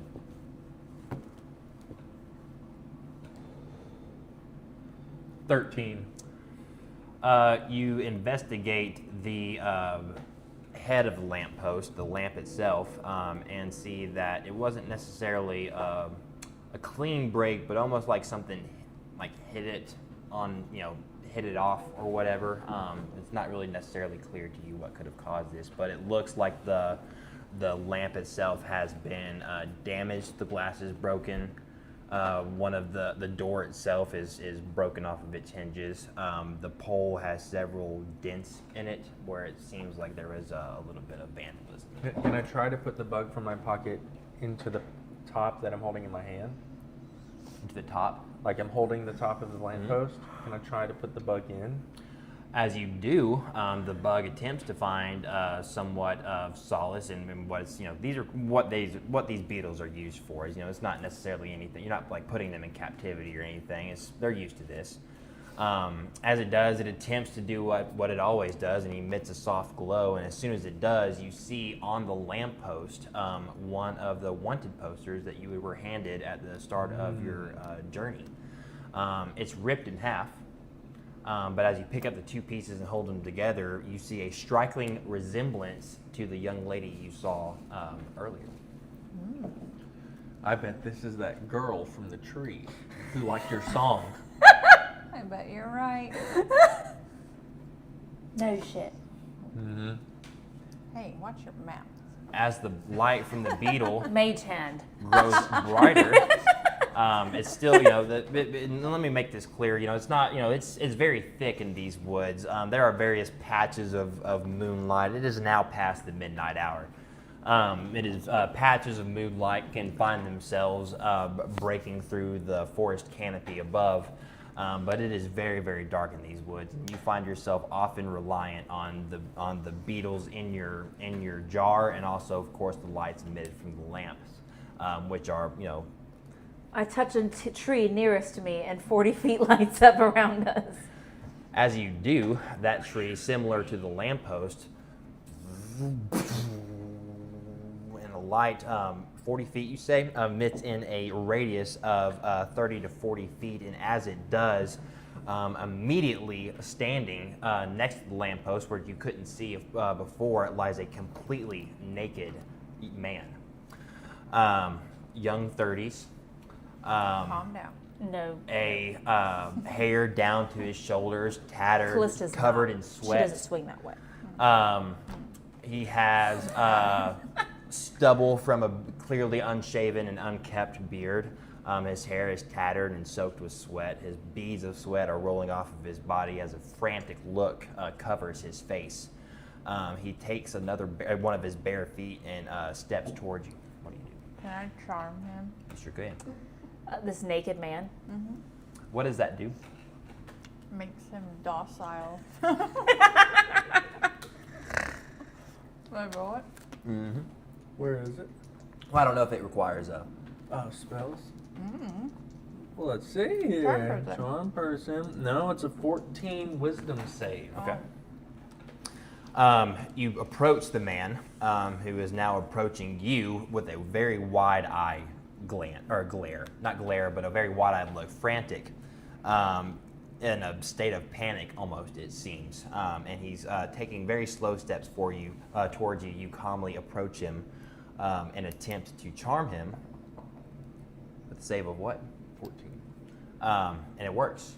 You place your hand on his shoulder, and the sense of panic and fear is immediately washed away from his face and from his eyes.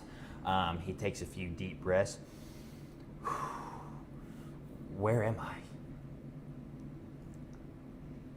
You're in the woods.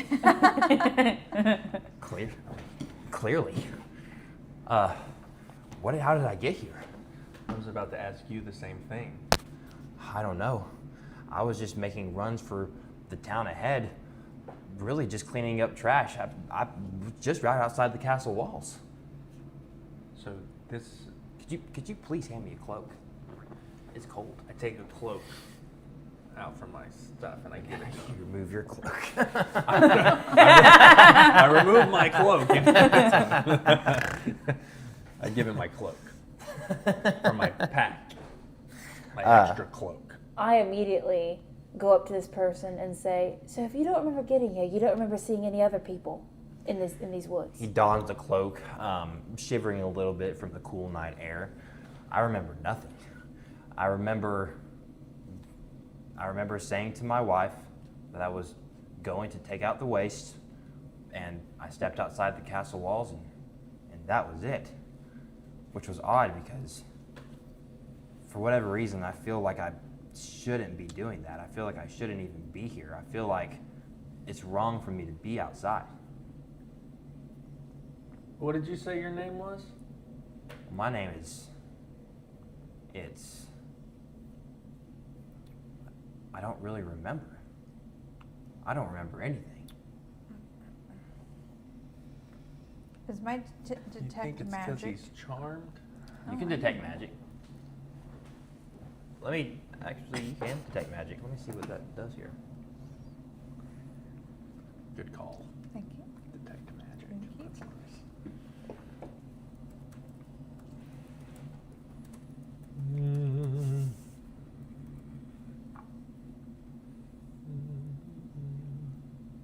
And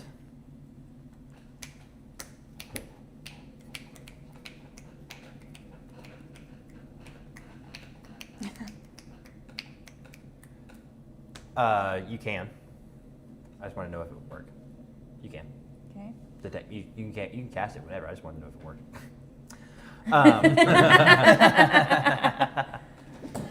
You cast detect magic, and Is Reese watching? Probably not. you cast detect magic, and like before, a UAV-like wall of energy emits from your hand and goes forward however many feet, 30 feet, whatever. It doesn't detect any magic at all, but it does somewhat startle the man in front of you, who is kind of seems to be coming out of his calm now. What did you just do? What did you just do to me? I'm just seeing if you were. No, this is all wrong. What did you do to me? I can feel it. I can feel something wrong. What did you do to me? I'm gonna do nothing. Hey, buddy. Let's take Take a breath. Don't touch me, he says as he swings to you. Okay, and at that, I'm gonna go I ahead. catch his hand. Do you like music? As soon as he catches your hands, he stops and looks up at you in a tense stare. His eyes began turning from a light blue into a deep, ugly yellow as his pupils begin to slit. Hair werewolf. begins to form across He's a his werewolf. eyes as his Focus, buddy. Music. but it's too late. The forearm in your hand begins to pulse and quiver as it grows larger and larger and larger and larger, breaking your grip above it. And now all you can do is stand in front of him as this once, I don't say decrepit, but thin-looking, frail man begins to grow taller and taller and now stands 12 feet high. Rippling muscles, hair all the way down from his head to his back. A large wolf-like face is now in front of you with claws as long as daggers. He stands on his haunches. His large figure is now dominating presence in front of you as he looks up to the sky and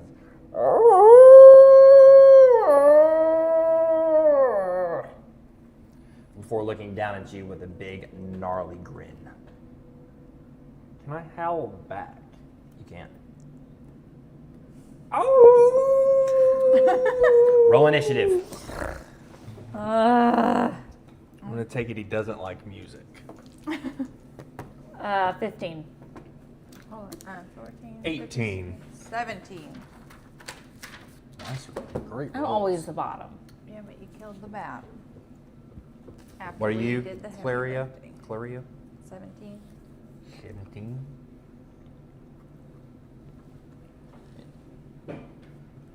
It's not Clarissa. That's fine. No, I keep wanting to call Katie Clarita. Clarissa. What's your name? Callista. Callista. Callista. I know, I don't know why. I I had to can't. look. Callista has really messed. You're just. Callista's really messed me up. The werewolf snarls its teeth at you and reaches its right hand up high before taking a swing at you. Your AC is Who? Nate. 17. Let me gain my bat. Let me get where I'm at. All right, 17. What? And I'm gonna say, I know that you really want to like have a good like. That's a hard AC. That's tough. Yeah, I know. I'm tough. I'm a tough guy. 4 claws rip across your chest as you stumble back and blood begins to pour from your chest Even though wound. he's scaly, he's a dragon. Yeah. So your AC is your AC. What happened? And you take Oh gosh. Gun buddy. 9 points of damage. That's a lot. What was her HP? As you stumble back 5 feet from the sheer blow of the force. You would have died. Your chest is now, I wouldn't say gaping, but because you do have scales, but you are bleeding from your chest. Claria, what do you do? Or Monkey, what do you do? By the way, you can heal him.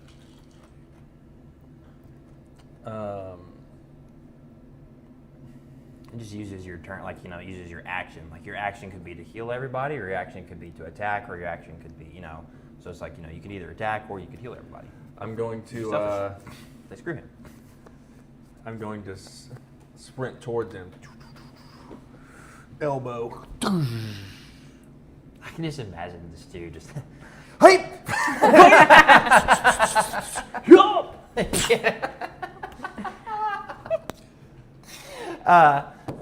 Go to hit, roll to hit. 23. 23. Amidst it all and through the pain, you find you are managed to charge towards the werewolf, landing a serious blow to his chest, dealing 6 damage. 6 damage. As I blow, boom, right to the chest. I jump, I put my foot on his chest, I push off, I do a backflip, and while I'm in the air, I go, "Ow." And I shoot lightning because I'm a lightning dragon out of my mouth, and I shock him. Roll to hit. It's a dex save of 14. Your first blow lands, and however, the werewolf doesn't budge. It takes the damage, but it doesn't look like it, or it doesn't look like it's been hurt at all. Troubled, you go to Old Faithful and gain some distance before emitting a electrifying breath of lightning towards your target. However, he is already gone. Already gone. Where'd he go? He is now charging on all fours towards Callista. Claria. Bonus action, flurry of blows. I sprint towards him once more. Unarmed strike with the left hook. 24. Dear Lord. As it is charging in full force towards Callista, and if I can literally see this in my head, he's charging, and then actually I have to call you Monkey because it's Monkey D. Yeah, Luffy it's Monkey in D. my Luffy. head. Yeah, I have Monkey. to call you Monkey. Monkey. As he's charging, it literally is like Monkey's head goes, and he's like they're running at the same speed, and he hits him with the dealing 5 damage. But I spin around once more and with a backhand fist. This is the power of being a monk. You can't do anything but 17. Okay, dealing how much? 6.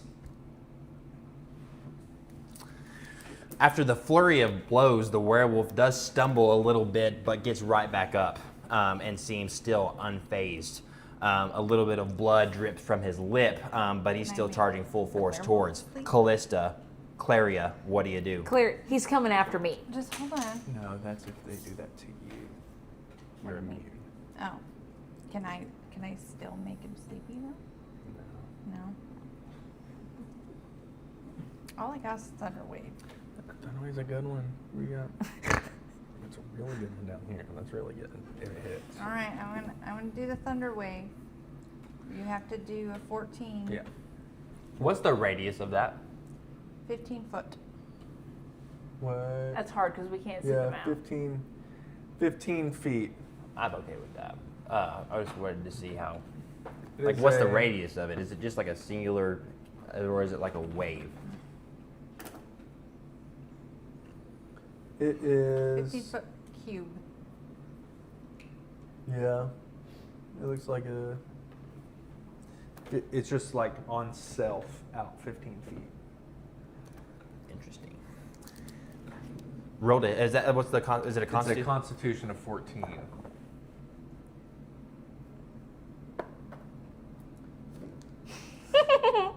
You are successful as the 2d8 werewolf. for damage. No. Which No. level did you cast? Does it matter? Yes. Why? It's one more dice. Which one? I Do don't the know. bigger one. Yeah. The Third level. Third. Okay. How much damage? 4d8. I do 4. 4 of them. Yeah. 3. 1, 4. 5, 9. And 7. 16. 16. Wow. 16. 16 damage. You are successful, and as you see the werewolf closing distance on your friend Callista and your companion, you subconsciously cast Thunder Wave. The wave hits mostly your target, which is the werewolf, as it is sent flying into a tree, and it smacks its back right against it, and almost, and you hear a loud crack. However, Callista was also caught up in the blast, but luckily the werewolf took most of the hit, and she is only just sent on her butt 5 feet back, taking 0 damage. The werewolf picks itself back up, and you realize the crack didn't come from the beast, but from the tree that it landed on. As the tree no. goes, Oh my. it stakes up, gives a little, and picks up and looks towards Claria, and begins to Cool. stand up on human legs. It picks up one of the branches and it hurls it at you as it goes right over your head. You duck, and as soon as you lift up, it's already on the ground running right towards you. Callista, what do you do? From behind, as it's running towards her, I shoot a greenish ray of the ray of sickness at the creature. It's a spell that does 4d8 of poison damage, and has the animal in a poisoned condition until the end of its next turn. Roll to hit. Come on, baby. 10. It does not hit, unfortunately, and the werewolf gains ground on Claria and pounces on her.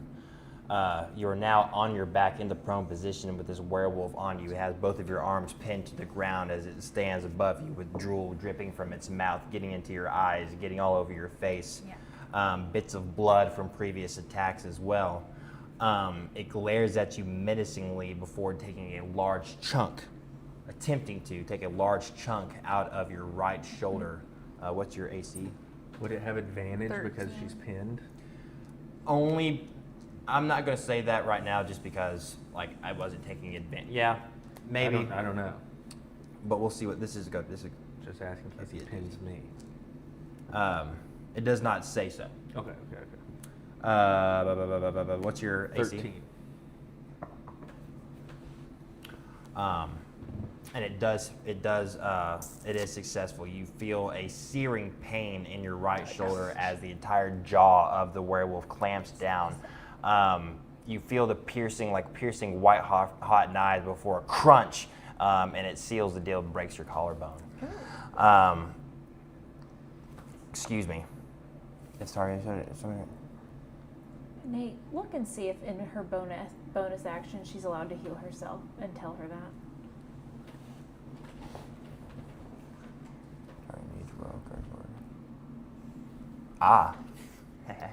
You can use healing word. But I am going to first need you to make a Constitution saving throw of 12 or higher. So you need 12 or higher. I need to roll a 12 or You higher. need to roll a 10 or higher because you have a +2. Oh.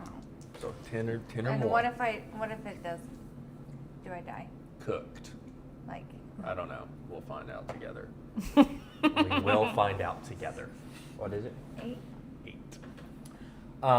The pain from your shoulder is immense, and it almost completely drowns out a feeling of like a shot being injected into your flesh. You can feel I'm a the werewolf. venom more or less being spreaded into your shoulder blade as the wound festers black have to kill instead you. of red. And you are. Can I start doing my healing? No, let me shit? see how much damage you take real quick. 2d8. Where's my d8? No. Oh no! Is she gonna become a werewolf? This Is is that my what I'm D8, watching right? happen in front of me? This is a d8, right? Let me see. 10. This is my d8. Yes. Um, Oh no.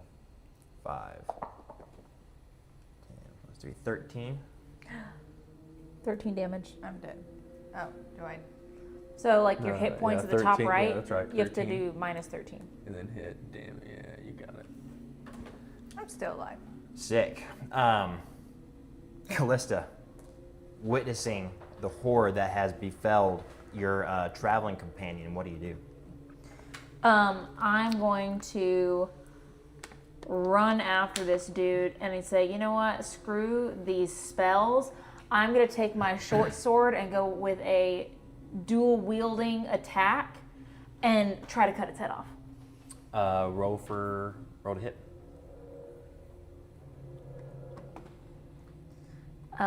15 for the first one. It hits. What? Nothing. Go ahead. It hits. Okay. Do I do damage first or do I do my second one? Do your second one. 19. They both hit. Roll for damage. Okay. And then I do 1d6 plus 2 each. 4. 5. No. So 9 damage. Monkey, what do you do? How far is it from The me? werewolf is now, you are all within 10 feet of each other. Okay.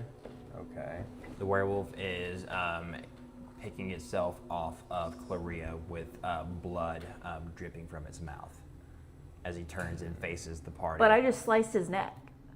Wait, I'm sorry. Excuse me. Yes. So I was reading something else and I completely forgot about that.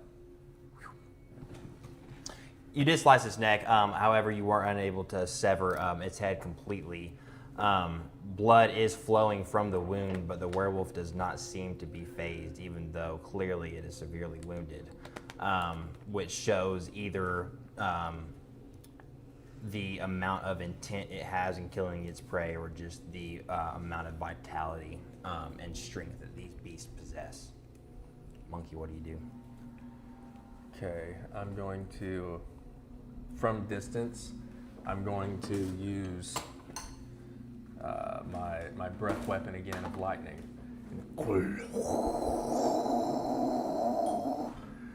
Right at him. It's a dex save of 14.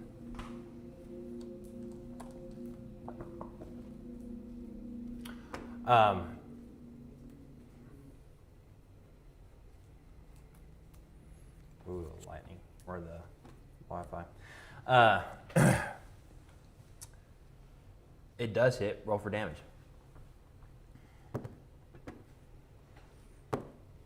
$10.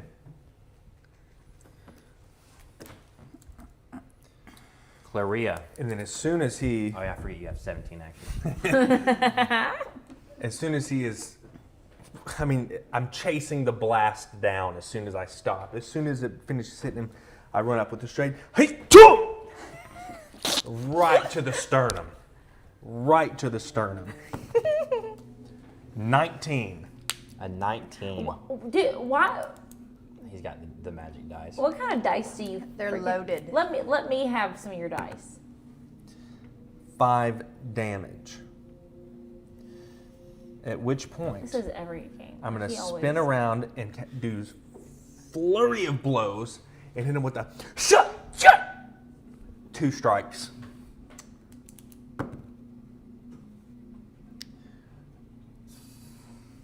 $13 and critical nat 20, 26. But it's 13 hit. 13 does not hit. Okay. So that's going to be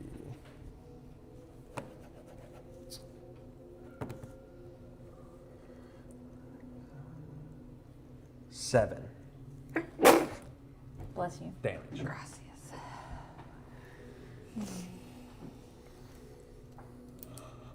What did you just do to him again? Oh yeah.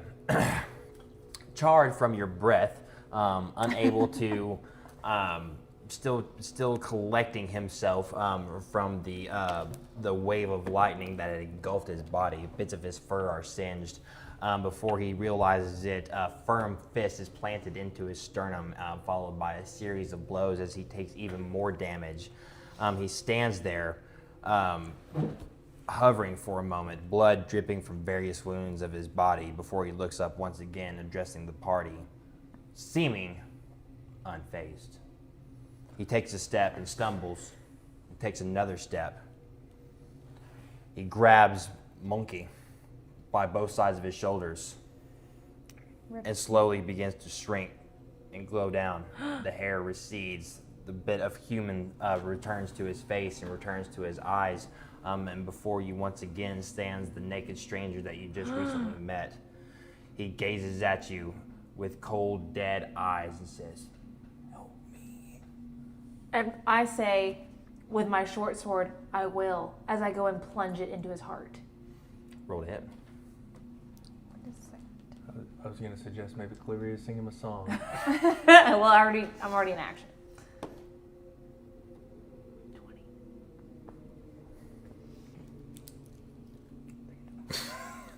20. Roll for damage. With what? A D what? Why, you tell me. You tell me. With a short sword? You said the short sword, right? Oh, actually, with my it was +5, so it's 25 actually. Okay, it hits. 1d6 D6 plus 2. But it's with I plunged into his heart. Did you hit his heart? 4. As the words "me" escape his lips,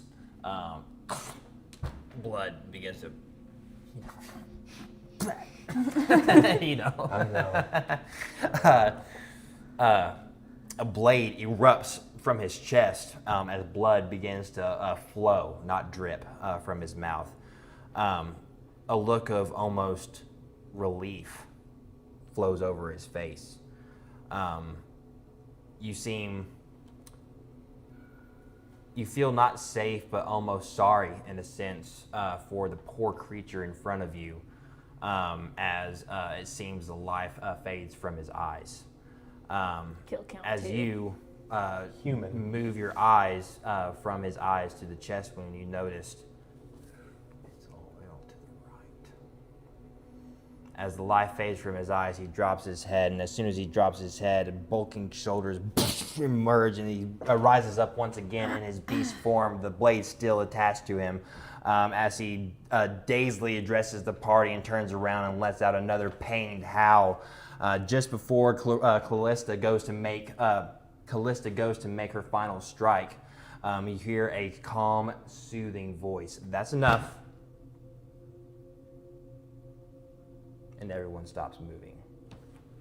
A sense of immense fear washes over your body. This is not like a feeling you've ever felt in your entire life. You're scared to move. You're scared to breathe. You're scared to do anything. The only thing that breaks the silence is a "Come, Hector." The wolf stops, gets down on all fours, and begins to essentially lope off towards the voice. Your eyes turn towards the direction of where the beast heads, and on standing next to a tree is a younger gentleman. Attraction aside, and simply as a fact in your mind, this is the most beautiful man you've ever seen in your entire life. There is not, with the sole exception of Satoru Gojo, not a blemish on his face, welcoming eyes.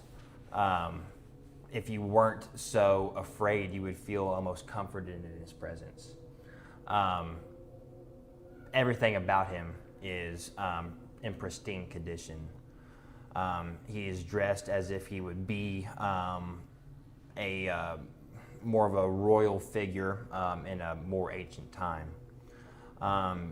He never points his gaze towards you as he begins to walk towards your party, the beast closely at heel.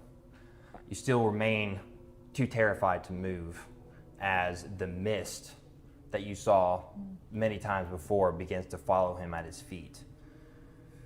He goes into the dead center of your party and looks around at the damage and blood and everything. He turns to you, and you immediately buckle to your knees. It is clear to you that there is only one outcome to an altercation with this being. He looks at all of you one more time before saying, "Not worth my time." Before him and the beast are engulfed in the mist that is taken up into the woods and into the trees and disappears, leaving a damaged, hurt, and confused party. What do you do? Okay, we have to take a moment. You're the only one here that can heal everyone and get us to full strength. She's going, I forgot to see her. Heal yourself. Heal him. Can I just heal everyone? you can, but when you try to make these spells, you notice that your arm is certainly hard to move. It's almost like I only need one. it is beginning to be hard to gain control of the pain that is spreading throughout your body as the venom of the werewolf does spread. So I am going to need to make a Constitution saving throw first. What do I do? Roll a d20, and you need to get a 13 or higher. 12 or higher. Well, depending on what's her 12. constitution. 12. Wait, I don't know. 14. Okay. You are successful in casting your healing spell, and that also in turn manages to subdue the venom. It doesn't necessarily eradicate it completely, and you do have a pain in your right shoulder, but the searing pain spreading throughout your body is completely gone, and you need to roll for that, I believe. With Which it. one's a D4? The regular. We can see if she has a higher level healing word A D4 is this one. for more hit points coming back. And you can get a D4. You can get quite a few. Yeah, you can do 2d4 plus 3 if you want to use a second level spell slot. How many second levels? She's used She 3. has 3 second level spell slots. How many has she used? 0. She's only used her third level spot. Only use her third level spots. Which may not be One, so do the one best more. idea. 1 plus 3, 5. Who was that for? Yourself? Herself. I think so. So you gained 5 health. And then, And then heal. Oh, I didn't push it. and then for you. If you want to. How about it all for you? I'm tough. Look, how many do you have left? Enough. Monkey. I'm tough.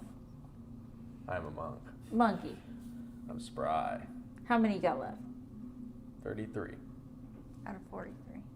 Oh, I have 27. What did I Screw say? him. Yeah, don't. Screw don't me! heal I him. told you not to use it on me. Don't heal him.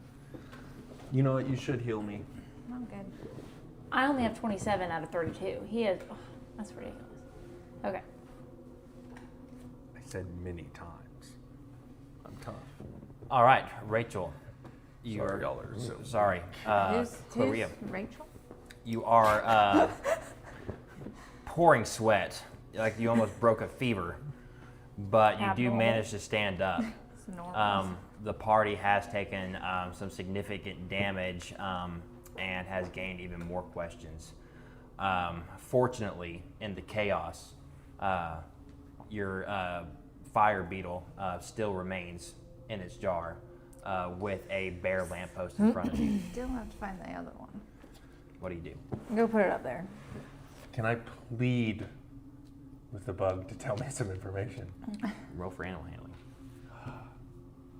Please, please, please, please, please, please, please. 8. It's the same, more the same as before. Buzz. If you'd have rolled Can I a, ask? yeah,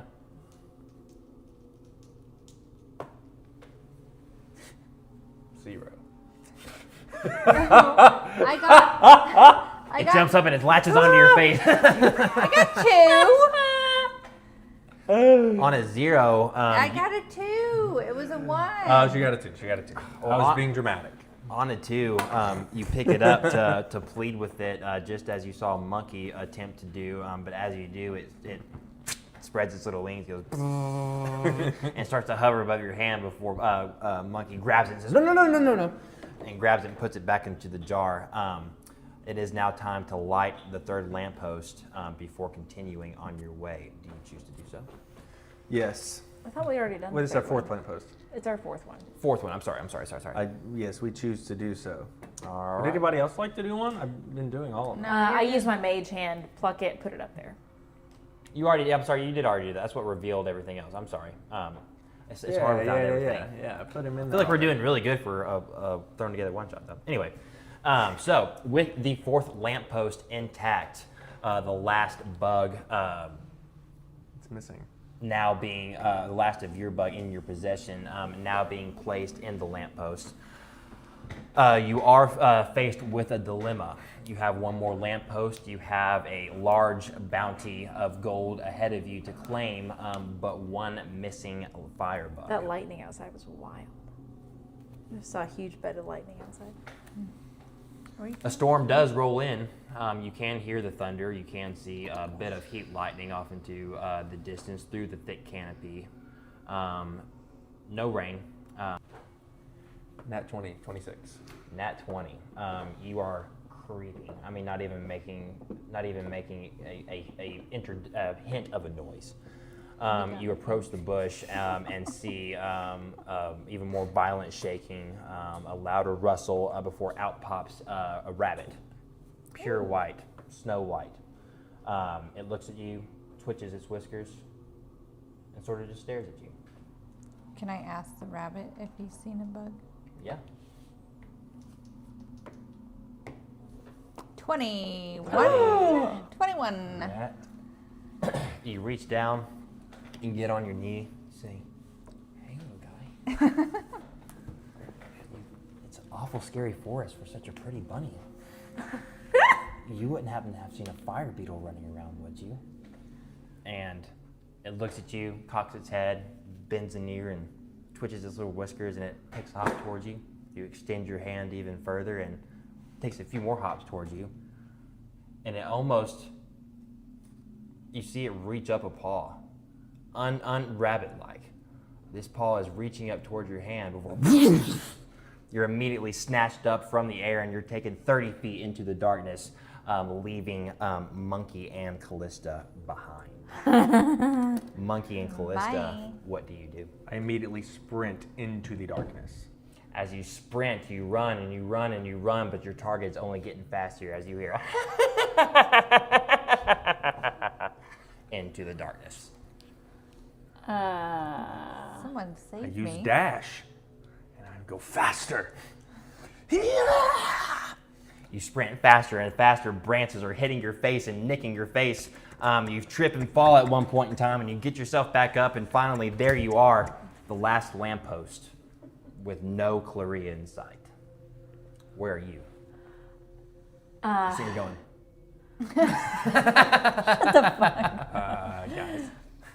Guys.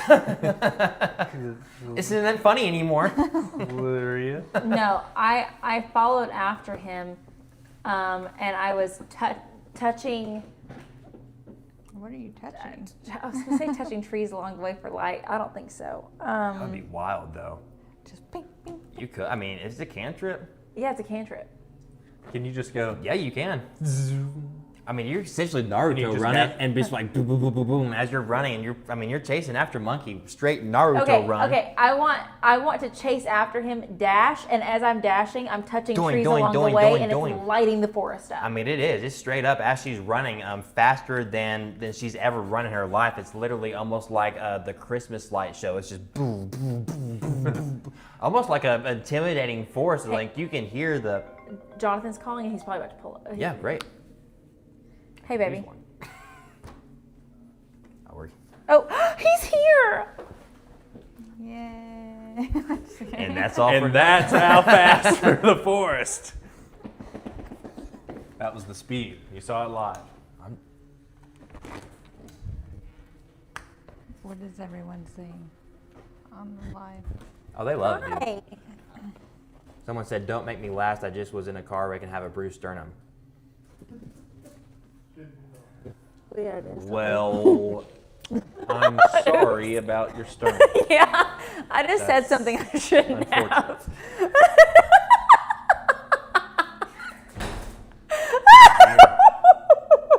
Forgot I was fucked up. What'd you say? No. Oh no! I think it was cutting out.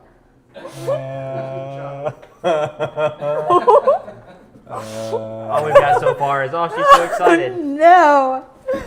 Oh no. Jonathan, I said something. I said, your mic's on too, I bet. Oh no. Still in character, everyone. She was still in character. It wasn't that bad. It was cutting out when you got to the door. I mean, we're not getting spammed. Did you hear it? It was choppy. I couldn't really make it out. Well, I mean, I don't know. Well, they will, buddy. Anyway, good to see you. Good to be back. Glad you made it safe. back. Okay. We're about wrapped up here. Yeah, we're about to get this vampire and And be done.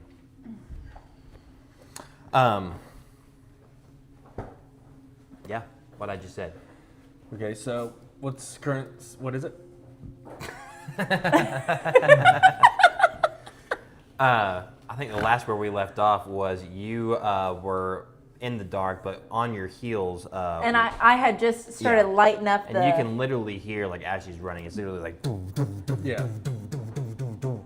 And it is now, the forest is radiating with light, almost daytime-like, as you now find yourself next to the Did you last find it? lamppost. Do I see anything? You see the lamppost, and you see a fallen down tree next to the lamppost. And then just through the trees, you can see a clearing that can only be the road to the next town. I guess I'm gonna dash to the clearing. As you go to attempt to dash to the clearing, a hand grips your shoulder, and you're running pretty fast, and all of a sudden you're just stopped dead in your tracks. And he says, I don't think so, and throws you back into the clearing, right into a just running in Callista. Roll for initiative. Go ahead and roll, Rachel. What was running into Callista? Him. Okay. Just got through into you. 18. Hold on. A whopping 1 again. So 3. Oh Wow. shit. 1, 0, 5, 3. Hold on. You want to come sit over here, baby? Initiative. 18. I have a 19. We have to leave I have an here 18. at 4:15. So you can go to bed if you want. Okay, go to bed. I'll be there in a little bit. Good night. 9. All right, order of initiative is... who has 19? Me. Yep, Claria. And 18 was Yes. Monk. Monkey D. Luffy.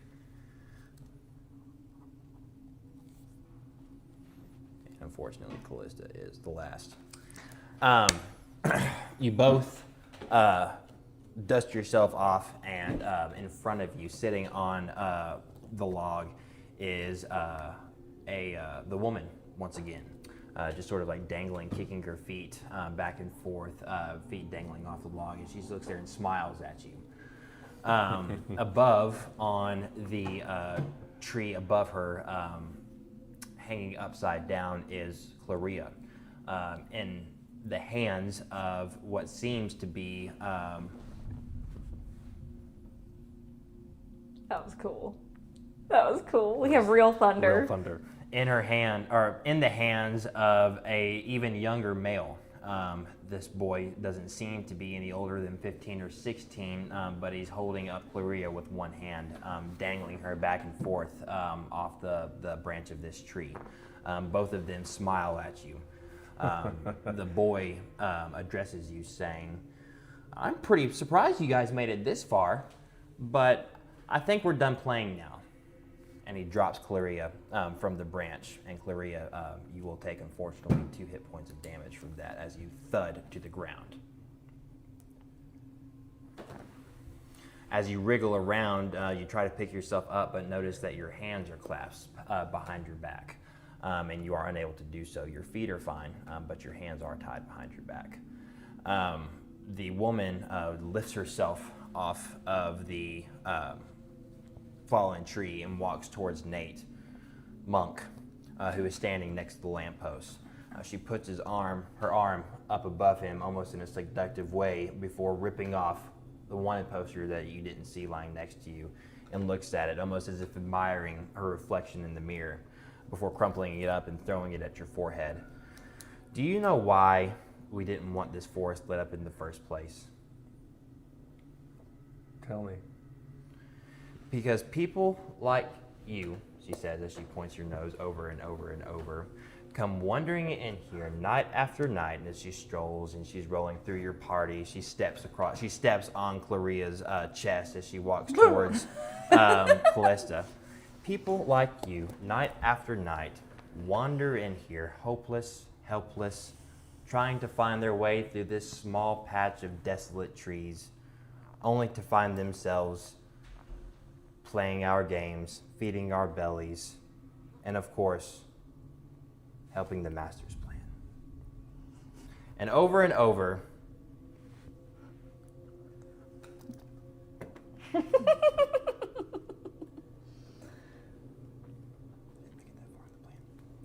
And of course, aiding the master's plan. The little boy drops from the tree and lands seemingly like Monk does with a slow fall. He drops and almost sort of like just floats to the ground as both of them start walking towards you. He is walking towards you, she is walking towards Callista. But I think it is time that our game ends here. After all, it's almost morning and the night has been long enough, wouldn't you say?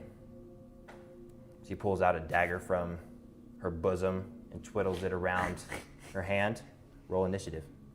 Oh no. We already rolled We already initiative. I'm And, 3. Yes, that's right. Yeah. Blank. Jonathan coming in threw me off a little bit. I'm tracking now. But I think it's time the game's in here. After all, the night has been long enough, wouldn't you say? But I think we'll play one final game. She walks over to Claria and kicks her in the face before lifting her up with force in one hand. This is a very dainty looking woman, but she is roughly about 6 feet in height. The boy a little shorter, as a 15, 16-year-old. She picks Claria up effortlessly with one hand and takes the dagger and cuts her bonds from her hands and pushes her towards her party. She then throws the dagger into the tree and addresses everyone with the bow and says, "If you can make it past this lamppost, you're home free." Pretty simple, huh? Claria, what do you do? Can I charm her? You can try.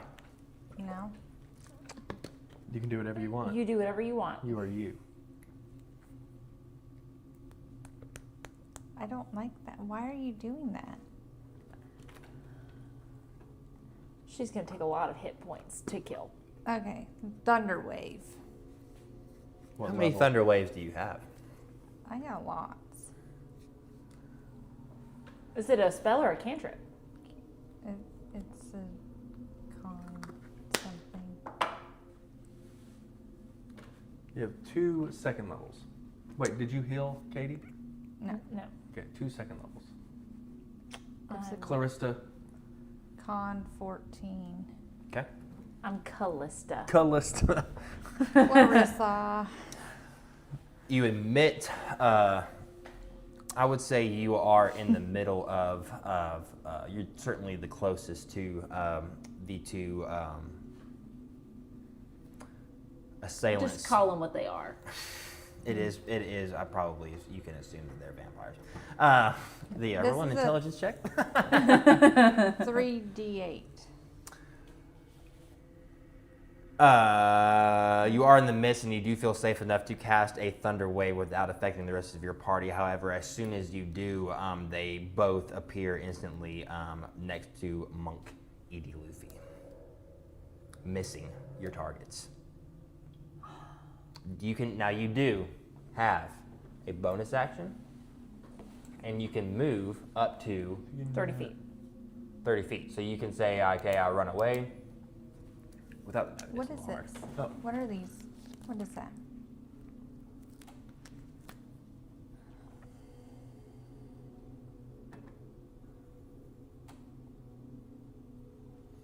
So you can use that. What so is it?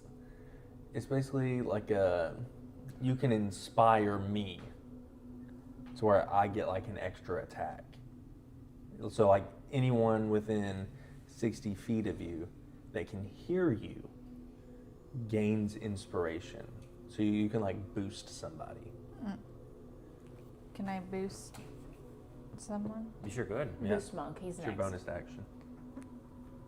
Oh, monkey. Mark one off. Nice. Okay, it does miss. However, as soon as you realize that the attack missed, you immediately reach out your hand as Monk flies by you and you sort of high five and tag team, almost like you're tagging him in, and then the most beautiful connection of as he flies right past you. Monk, what do you do? I'm going Billion to. jabs. I'm going to First, call out Hunter's Mark! And I'm going to mark the small lady. Okay. I'm going to mark her. Very nice. At which point, I'm still running towards her. I'm going to jump and do a couple spins, and with my foot, right in the face. We're leaving at 4:15. I'm trying to decide. Should I do my makeup and we just stay there, or do I go ride at 5? Like we leave at 4:30, We stay there. ride, We're staying. and then come back. We're staying. Then I need to take my makeup. I'm just gonna take my makeup with me and do my And makeup 8. there. That's not going to. No, it doesn't hit, unfortunately. But my other foot as it swings around. 7. You do like a flying heel kick in the air and then land. You land successfully on the ground, but it does miss. As a female vampire launches herself towards, I don't know why I wrote it like that, Callista. Unfortunately, Callista, you're gonna get these hands. As she reaches down with both, almost like putting them both together and goes boom, as she tries to like slam it on top of your head with your AC of 12. Oh, and it smacks on top of your head and you buckle to the ground. Go ahead and give me I need you to roll a d20. What do I need to roll? You need to roll a 13 or higher. 14. Okay. You do buckle to the ground and feel her arms slowly start to wrap around you, trying to keep you in a fixed location. But you do manage, in a dazed stance, manage to break free and stumble to the ground as she towers above you. The little boy looks over at what you can assume, looks over and says, "Nice sister," as he jets over to Clarissa. I'm so sorry. You may just have to be Clarissa. Callie. Just call me Callie. We know each other well enough now. Just call me Callie. Callie. As he races over to you with his nonchalantly with his hand outstretched in an attempt to claw at your flesh with a DC of what was it? 12. But you do manage to dodge and duck, and he now stands side by side with his sister. He lifts her up off the ground, and they both turn to you and smile menacingly. Callista, what do you do? I'm going to send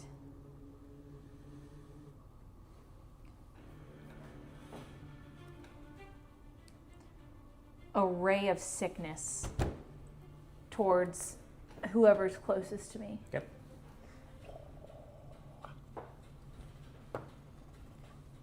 Nat 20 plus 6. You cast a ray of sickness, and both of them being side by side, it does hit both of them at once. 4d8 plus, no, just 4d8 of damage. Okay. 8, 7, 6, 2. And they take 21, 23, somebody give me a line. 24, What's my line? 24, I think. 24. So, 8, 7, 6, 23. 2. What's Joe Rogan's guy? Jamie? Jamie, can we get that calculated? 23. 15, 21, yeah, 23. It's 23. On a nat 20 plus 6, you hit both of them, and they both take 26 damage, or 23 damages points worth of damage. What does that do? No. And that 20 is a crit. It doubles. Oh, it does double. Does she roll again, or does it just double? You have to roll again. Okay. You get to roll with advantage. No, you just get Roll. you just roll your damage dice twice. Okay. Okay, so that was 23. Yeah. Okay. 4 more rolls. 4, 7, 5, 3. 19. 19. That's 23. Yeah. 42. Well, guys. 42, go. Well, guys. Uh, So this is I shoot a greenish ray, and it does poisonous damage, and they are in a poisoned condition until their next turn. Which means? all I can think of is like So then- a so then poison they're in- ray. No, like I imagine like, and it just Yes. mist, green mist. I like green mist. And Kali, I mean, with a nat 20 and a 6, I mean, you hit both of them square on, and their nonchalant and proud smiles immediately vanish off of their face as their perfect, flawless skin begins to fester and decay, not in a boiled situation as you might see on a regular human, but it almost starts to decay their skin, revealing what they truly are inside. Dead. Bits of their skull that you see are starting to be revealed. Their eyebrows are starting to kind of peel back. Some of their hair, the beautiful lady that you once almost felt in awe of, half of her hair is now gone. And before you stands a very dismantled pair of vampires. The woman shrieks out in pain, and the little boy turns to comfort her. "It's okay, big sister. It's okay. It doesn't even hurt that bad." As she turns to her brother and begins to like stroke his face and says, Henry, are you okay? Are you okay, Henry?" And they're both trying to console themselves. Claria, you have a moment here. What do you do? Almost in shock that something like this could even happen to them. Do you have like a short sword? Do you have a Yeah, I have. see if she can do dual wielding as her bonus action. I don't think she can. 2-weapon fighting. Is that She can with the short sword. She can do that. she has a rapier? I do whatever that is. I don't know what that. A rapier is essentially like a fencing sword type of situation. Is that dual wielding? It's two swords. Yeah, Yeah, that's do you- what I do. What's your other weapon? She just has a rapier, but she has 2-weapon fighting as. Well, she would have to pick up another sword. If she only has one rapier, she can only use one. Oh. Okay, but she could do like 2 strikes with it, couldn't she? Yeah. I don't know. No. Yeah. I think you have to have like 2 daggers. Can I Now, just rapier- go? 2 swords. With a rapier, you are more or less kind of piercing damage more than it is slashing damage, and you Oh, take wow. advantage of their confused. I have a crossbow. Yeah. Which do one do that. you want to use? Aim for the heart. Let's do crossbow. Okay. Roll to hit.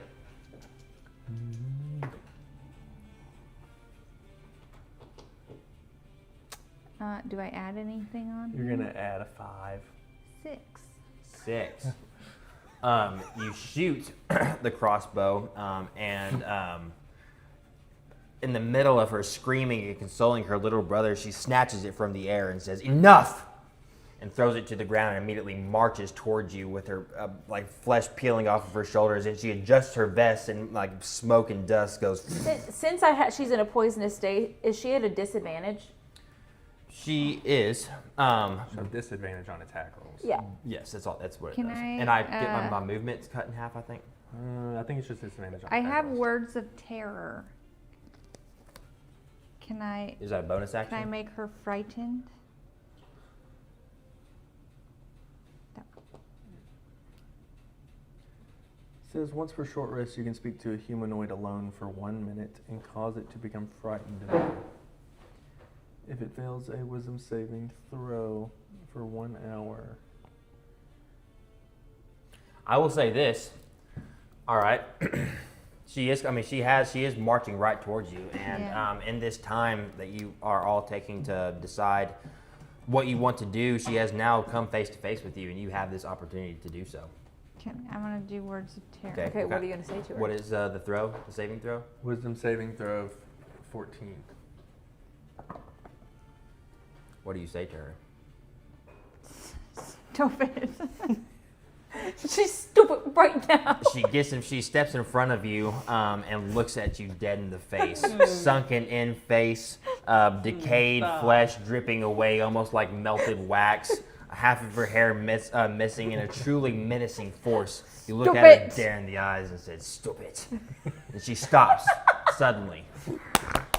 A little tremor in her bottom lip as she takes a half step back and looks at you, frightened, unable to move. Does that put her at a disadvantage? Her little brother says, "Sister, sister," but she's unable to move. Her little brother now runs towards to try to save his sister by attacking you. He lashes out with an AC of 13. Oh, I'm so sorry. I have you written small. I'm so sorry. What do you do? happened before. Mm-hmm. So is she frightened and standing She still? is frightened and standing still. I just walk over and like, what is with you and our singer? You stole our singer. You just really wanted another round, huh? Well, how about this for an encore? I hit her square in the jaw with my fist. Roll to hit. Also, I think of him as like a little lizard too. 12. I really have a good vision of what he looks like. A 12? 12. As you go to do everything you're going to do. Well, I'll say this. As a 12, as you go to uppercut her bottom jaw, at a 12, she still manages to stop it with her hand. Her gaze never breaks Claria's as she still stares Slowly. frightened into her. I take my other fist. Almost like a sixth sense. Roll to hit. 11. Her eyes never leaving Claria as she still stands petrified in fear, almost like her subconscious is the one who's defending her, and she goes. So then I take my foot. High kick. Right to the throat. 7. Stupid. Your foot grazes her nose as it passes right by her chin, and it does seem to wake her up a little bit from this disoriented state as her little brother has now appeared by your side. He takes his arm and grabs your leg as it's still in the air and flips you upside down, and you do a complete spin and land on your stomach. You manage to get yourself back up, but at that point in time, he is already on your back, preparing to bite. I'm going to need you to give me your AC. 17. Crap. And it is successful. Make a Constitution saving throw, please.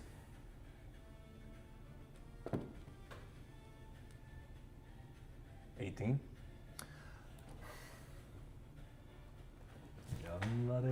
Switch dice. I just rolled a 6, a 7, and I have hit nothing.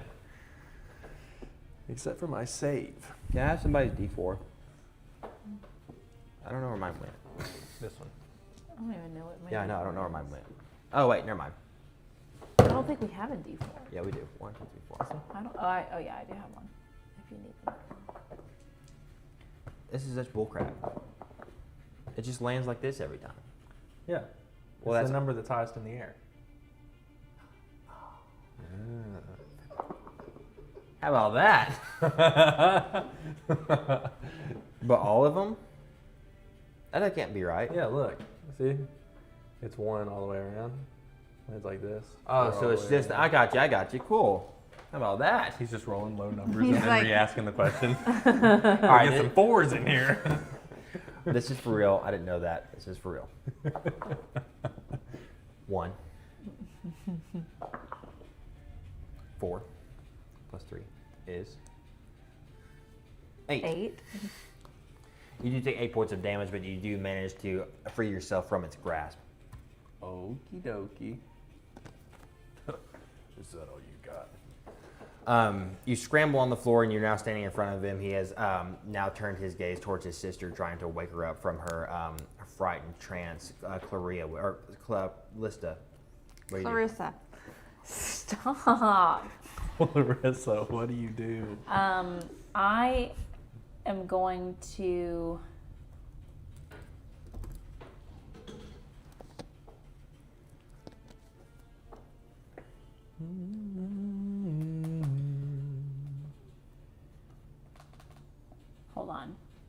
I'm going to use burning hands. So I hold my hands with my thumbs touching and fingers spread. A thin sheet of flame shoots from my fingertips, and each creature in a 15-foot cone must make a dex saving throw. So I want to make it so that the cone only has the 2 vampires in it. Interesting. And I will shoot it, and they have to do a dex saving throw of 14. Why do you have all the cool shit?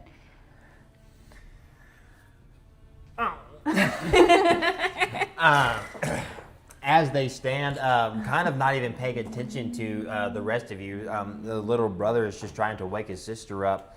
As his sister still stands there in a frightened trance, the That's just a flames erupt from your fingertips and engulf the 2 vampires with Floria right in the middle of them, unharmed. A egg-like dome is flowing around them of flames, and it does 3d6 to all parties. dang. Okay. 4 Okay. plus 5 plus 4. 8 plus 9 is 17. No, 8 plus 5. Okay. 13. 13. 13 minus divided by 3, carry the 1. Oh, math is. Oh, I'm not pulling out the calculator for this crap. Somebody give me 45 minus 13. 32. 32. All right, here we go. Monk. As the flames die down. So now we know they only have 32 left. As the flames die down, they reveal the charred faces of the young brother and his older sister. The young brother turns to you, and this charred face slowly begins to heal back up into a human face, as his innocent demeanor now turns into anger, and he is now staring towards you. What do you do? They never come after me. Who did you just attack? Both of them at once. You're the furthest away from them at this moment. Me? Just stay right there, buddy. How far am I? You are within 10 feet. Of both? Yes. Okay. I'm gonna look him in the eyes and go, you love your sissy so much. I'm gonna sprint right past him, and I'm gonna go.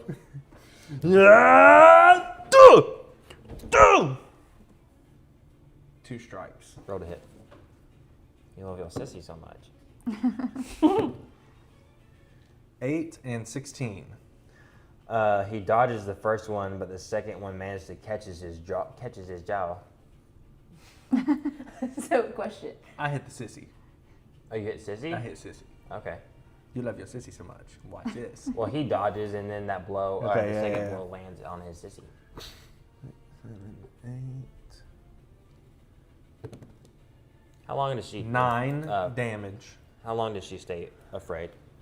I think 10 minutes, but Oh, Lord. It's a long And time. then, So she's at a disadvantage taking that hit. wait, what did the inspiration do? I don't know. That was it. Doesn't she? One Hey, D8, she's at a disadvantage, isn't Does that, she? am I No, only on attack rolls. only on attack rolls? When she attacks, she's at a Oh, disadvantage. okay. So that was 9 plus a 1d8.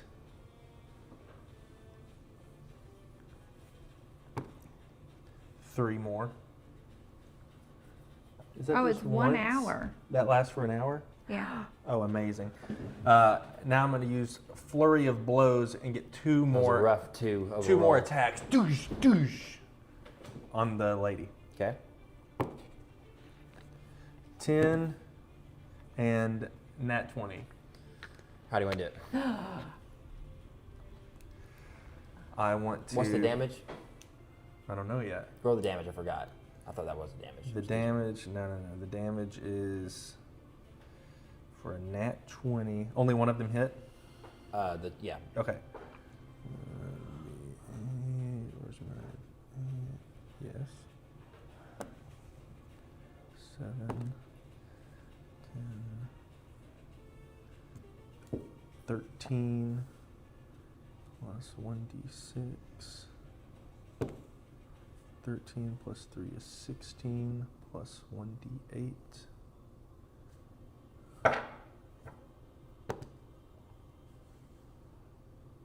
Was that 13? Yeah, How do you you wanna do said I think 14. 13. How you want to do it? I want to take a few steps. I want to run all the way up her body. Da, da, da, da, da. Backflip, kick, doosh, flip, land on my feet, and then her head's just gone, and it's, and then a little twinkle in the sky.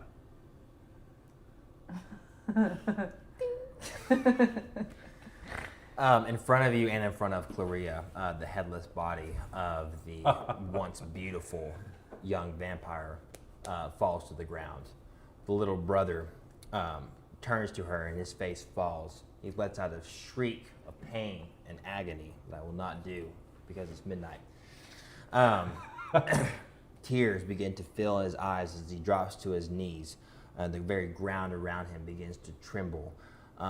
His hair grows from a jet black to a bleach white as he begins to stand up. He looks up and his eyes are now completely red as he turns and faces the party. How long have you been 17? A while. A while. Say it. Say it. Out loud. Vampire. Ask yourself this one thing. This is the skin of a killer, Bella. Anyway. Addressing the entire party, he takes a one leap up into the tree. Callista, what do you do? He's up in the tree. Yep. I'm going to send a level 3 acid arrow his way. That's the way she said that. I want to say a level 3. A shimmering green arrow streaks toward the target and bursts into a spray of acid, and they take 5d4 damage. Yo. Roll to hit. 17. 17. You got the hit in it.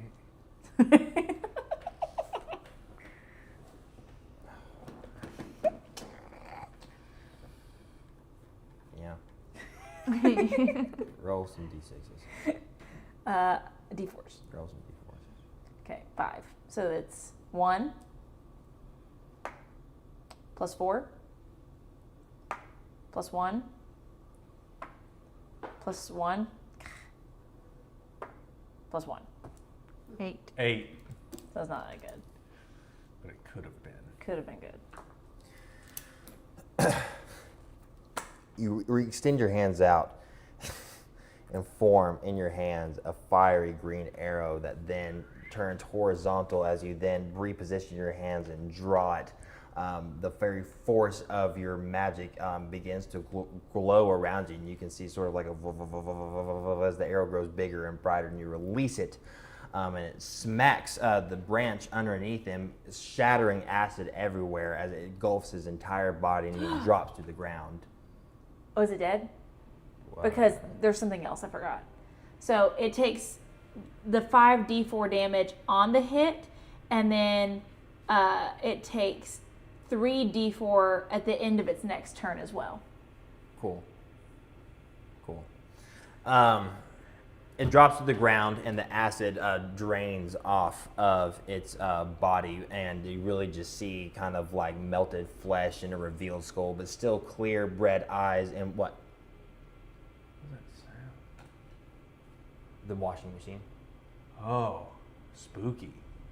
So sorry. Melted flesh, but you can still see his red eyes and bleach white hair as he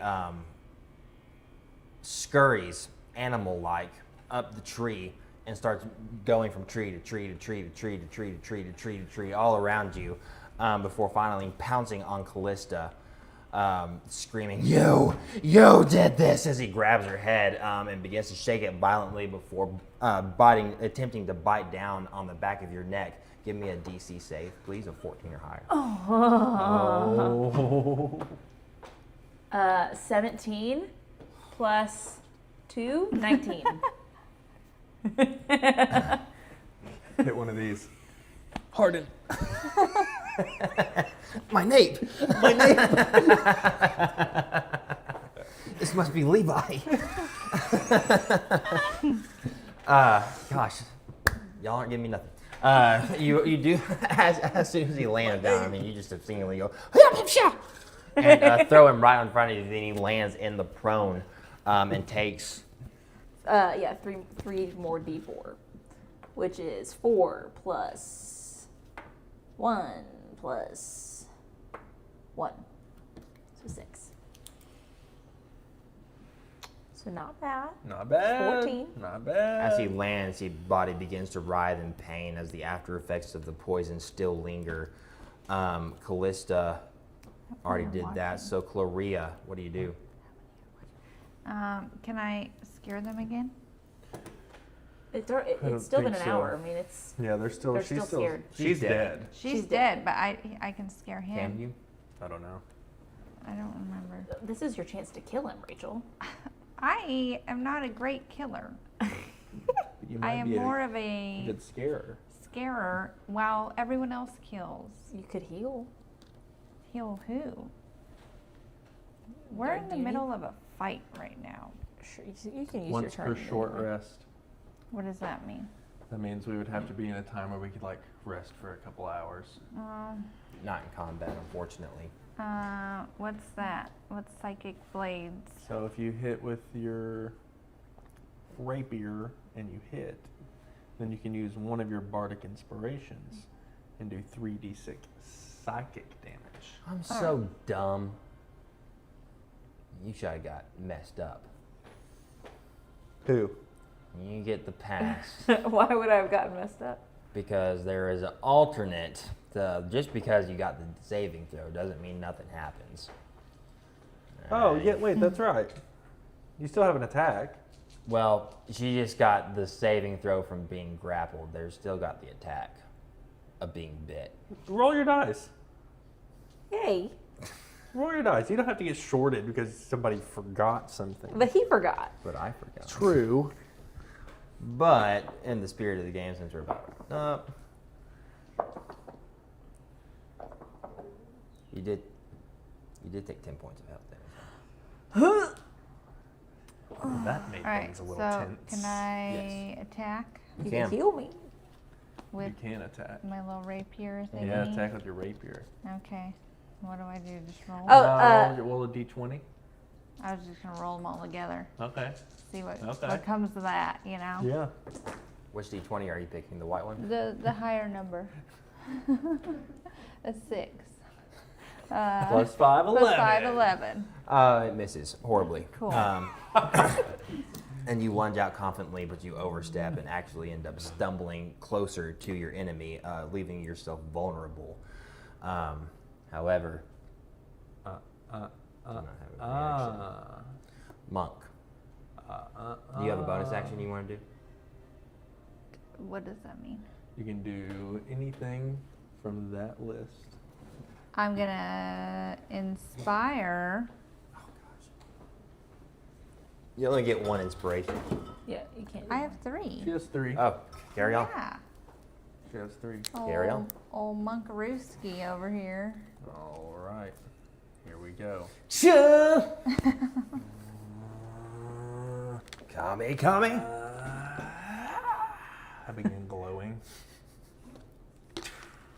Yeah, you have like white eyes now. Oh my gosh, the lightning outside is insane. I know. I'm about to go watch. That's the bardic inspiration. Yeah. I look towards the guy. First off, what do you say or sing to Nate? How do you inspire? Like, how do you say, you know? Go forth! Fourth. I run. How far away am I? 10 feet. You're all within a 20 feet circle. Everybody's speed should be, or movement should not be affected in this initiative. Okay, I take a large jump just into the air, and I'm coming down on top with speed fist, just going, and I go for 2 consecutive extremely fast hits. Roll for damage. We're gonna have an 18 to hit and an 8 to hit. So the first one's gonna go 1d8. That's a 4. Silly me. 7. So it's gonna be 10. Wait. I have to roll a d6. 13 damage on that strike.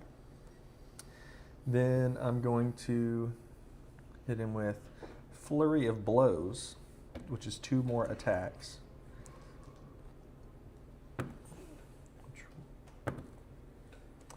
Which one of them is an 18. And it's going to get... My eyes glaze over when he's attacking. I know. I'm like, We're just waiting to hear the damage. It's pretty. 13. How do you want to do it? I want to... I'm going to say... Oh, you love your sissy so much. Join her. And I spin, back kick, in the head, just...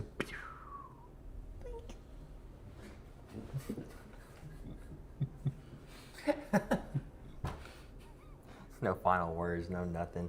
No. Just think. No, The like- charred, Like when Team Rocket goes blasting off yeah. again.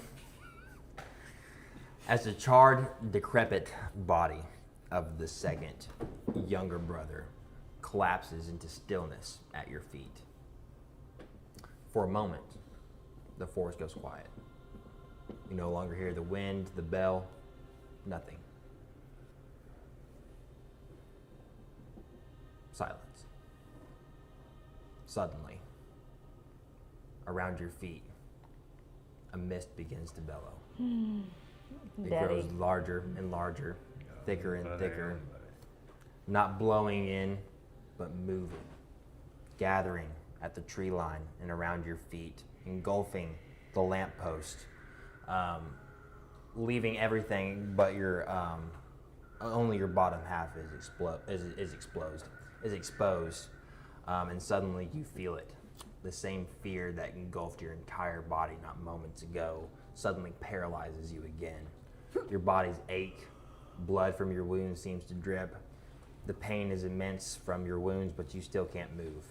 And suddenly you hear 2. A body passes in betwixt you, not looking at you, not even acknowledging your presence, but he stands over the bodies of the two vampires and says it again. 2. They were young, careless, the way young things are. I won't pretend I missed them. Before he finally acknowledges your presence and almost startles himself, like he didn't even realize that such lowly creatures were around him. He slowly assesses everyone, the way you look over like cows and sheep, rather than opponents. He looks at the lamppost, and without looking at any of you, remaining his eyes fixed on the lamppost, he says, "You should understand what you've done here is in victory. It's arithmetic. Simple math. 2 of mine are dead at a cost I calculated long before you ever stepped foot on this road." He gestures almost lazily at the lantern standing next to you.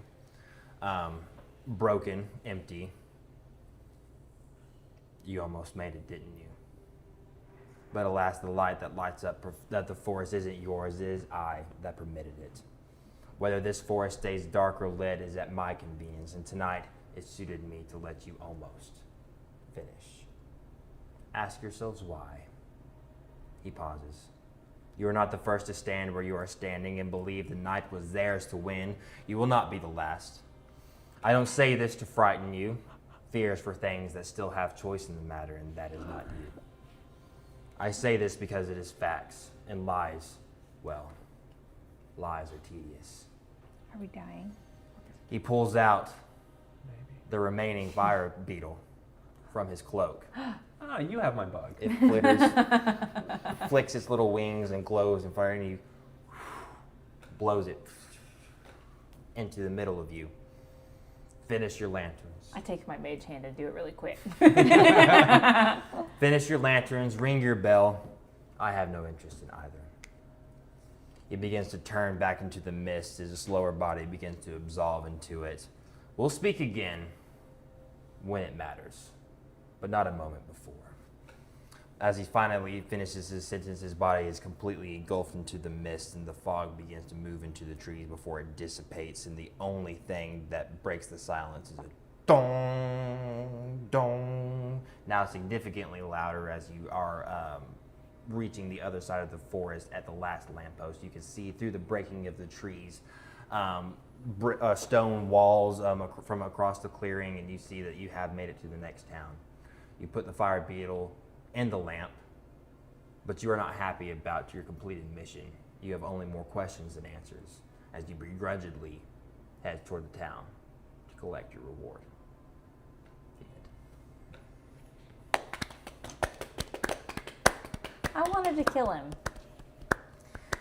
If you had swung on that thing, I'm going to go ahead and say there was no chance. I would have swung. If I'd have said, all right, everybody level up to level 10 right now, there is no chance you would have survived that. None of you would have I survived kind of want that. him to die. I would have gotten. I think if I had one more try, I could have gotten some secret instruction of weakness from the beetle. As I was told me. building that, I was like, you know what, it would be cool to have have him kill a vampire or whatever at the end. And I was like, the only thing I was using chat was to be like, hey, I've got level 5. It was like, I was seriously not recommended to anybody under level 15 or 16. He was like, even with a group of 4 or 5 players, there's no way. I'm gonna take him. It would be a Sukuna level. Any of my friends are in trouble, you're done for. It would be a Sukuna level, But okay, I kind of want to hear my death. to hear your death. Well, maybe next time. Maybe next time. If we're doing a one shot, I don't mind dying. All right, chat. And he comes back. I Stabs the stake right into it. I was just hidden in the fog. I heard everything you Okay, said. okay, no, before we cut off, Rachel. Thoughts? Oh yeah, what are your Imagine thoughts we on started the this 3 hours before we started and it. it was at midnight, right? And it was at midnight right now. We didn't have to get up in 3 hours. What would you say? It wasn't terrible. I just still don't have a great imagination, and that kind of The sucks. map would have been great. The The map would have helps helped a lot. so much. The map would have helped. Because you can see where you are, and you can see I could put your token. just This is forgot where to this use is. the This is where the computer. enemy is. This is where your thing is. It helps a lot. that helps a lot. But I'm glad you stuck with it to the end. Yeah. Everybody seemed to have really enjoyed themselves. Did you enjoy it the slightest bit? Yeah, I just wish I knew more things. Yeah, more plays, more playthroughs. Because all I had was, Right. Also, again, I this don't was think a- this campaign was the best for your character. yeah. But at the end of the day, this was more or less a story and a campaign you made. There are other things, other decisions, Like, other things. a Not cam- everything is necessarily combat. This was a mission to get from point A to point B. A lot of things aren't even necessarily. I have a minor illusion. Oh, that's actually Ooh, really no, that would have been nice. sick. It's really nice. Next time on. But now you have this character. She kind of sucks. I want. Yeah, but more I of bet it. at level 7 or whatever she You gets. probably pretty cool. start getting some stuff in your level. See, but I knew to actively seek out Everybody level up. poisonous spells. Y'all wouldn't even be ready for how many attacks I would probably have. Probably be like, now I have 14 attacks, all with my fist. I have nothing but my fist, but I'm gonna swing him a lot. Okay, well, I hope y'all enjoyed. We have to go to bed, and this was fun. So Everybody liked it. Thanks, guys. I think it was fun. But I had a great time. Who has the control to end it? It's over here. Oh, Eli. Yeah. By the way, a lot of people were like, the small time I did look at the chat, people were like, where's Eli? And this is so leveled up. The lighting, the swapping. Eli was behind the scenes the entire time, swapping on everybody. That was you? Yeah. Wow. Sitting here for the fun of it. Yeah, great job, guys. I thought that was very fun. Very, very fun. See I'm you gonna go later. show horses in a few hours.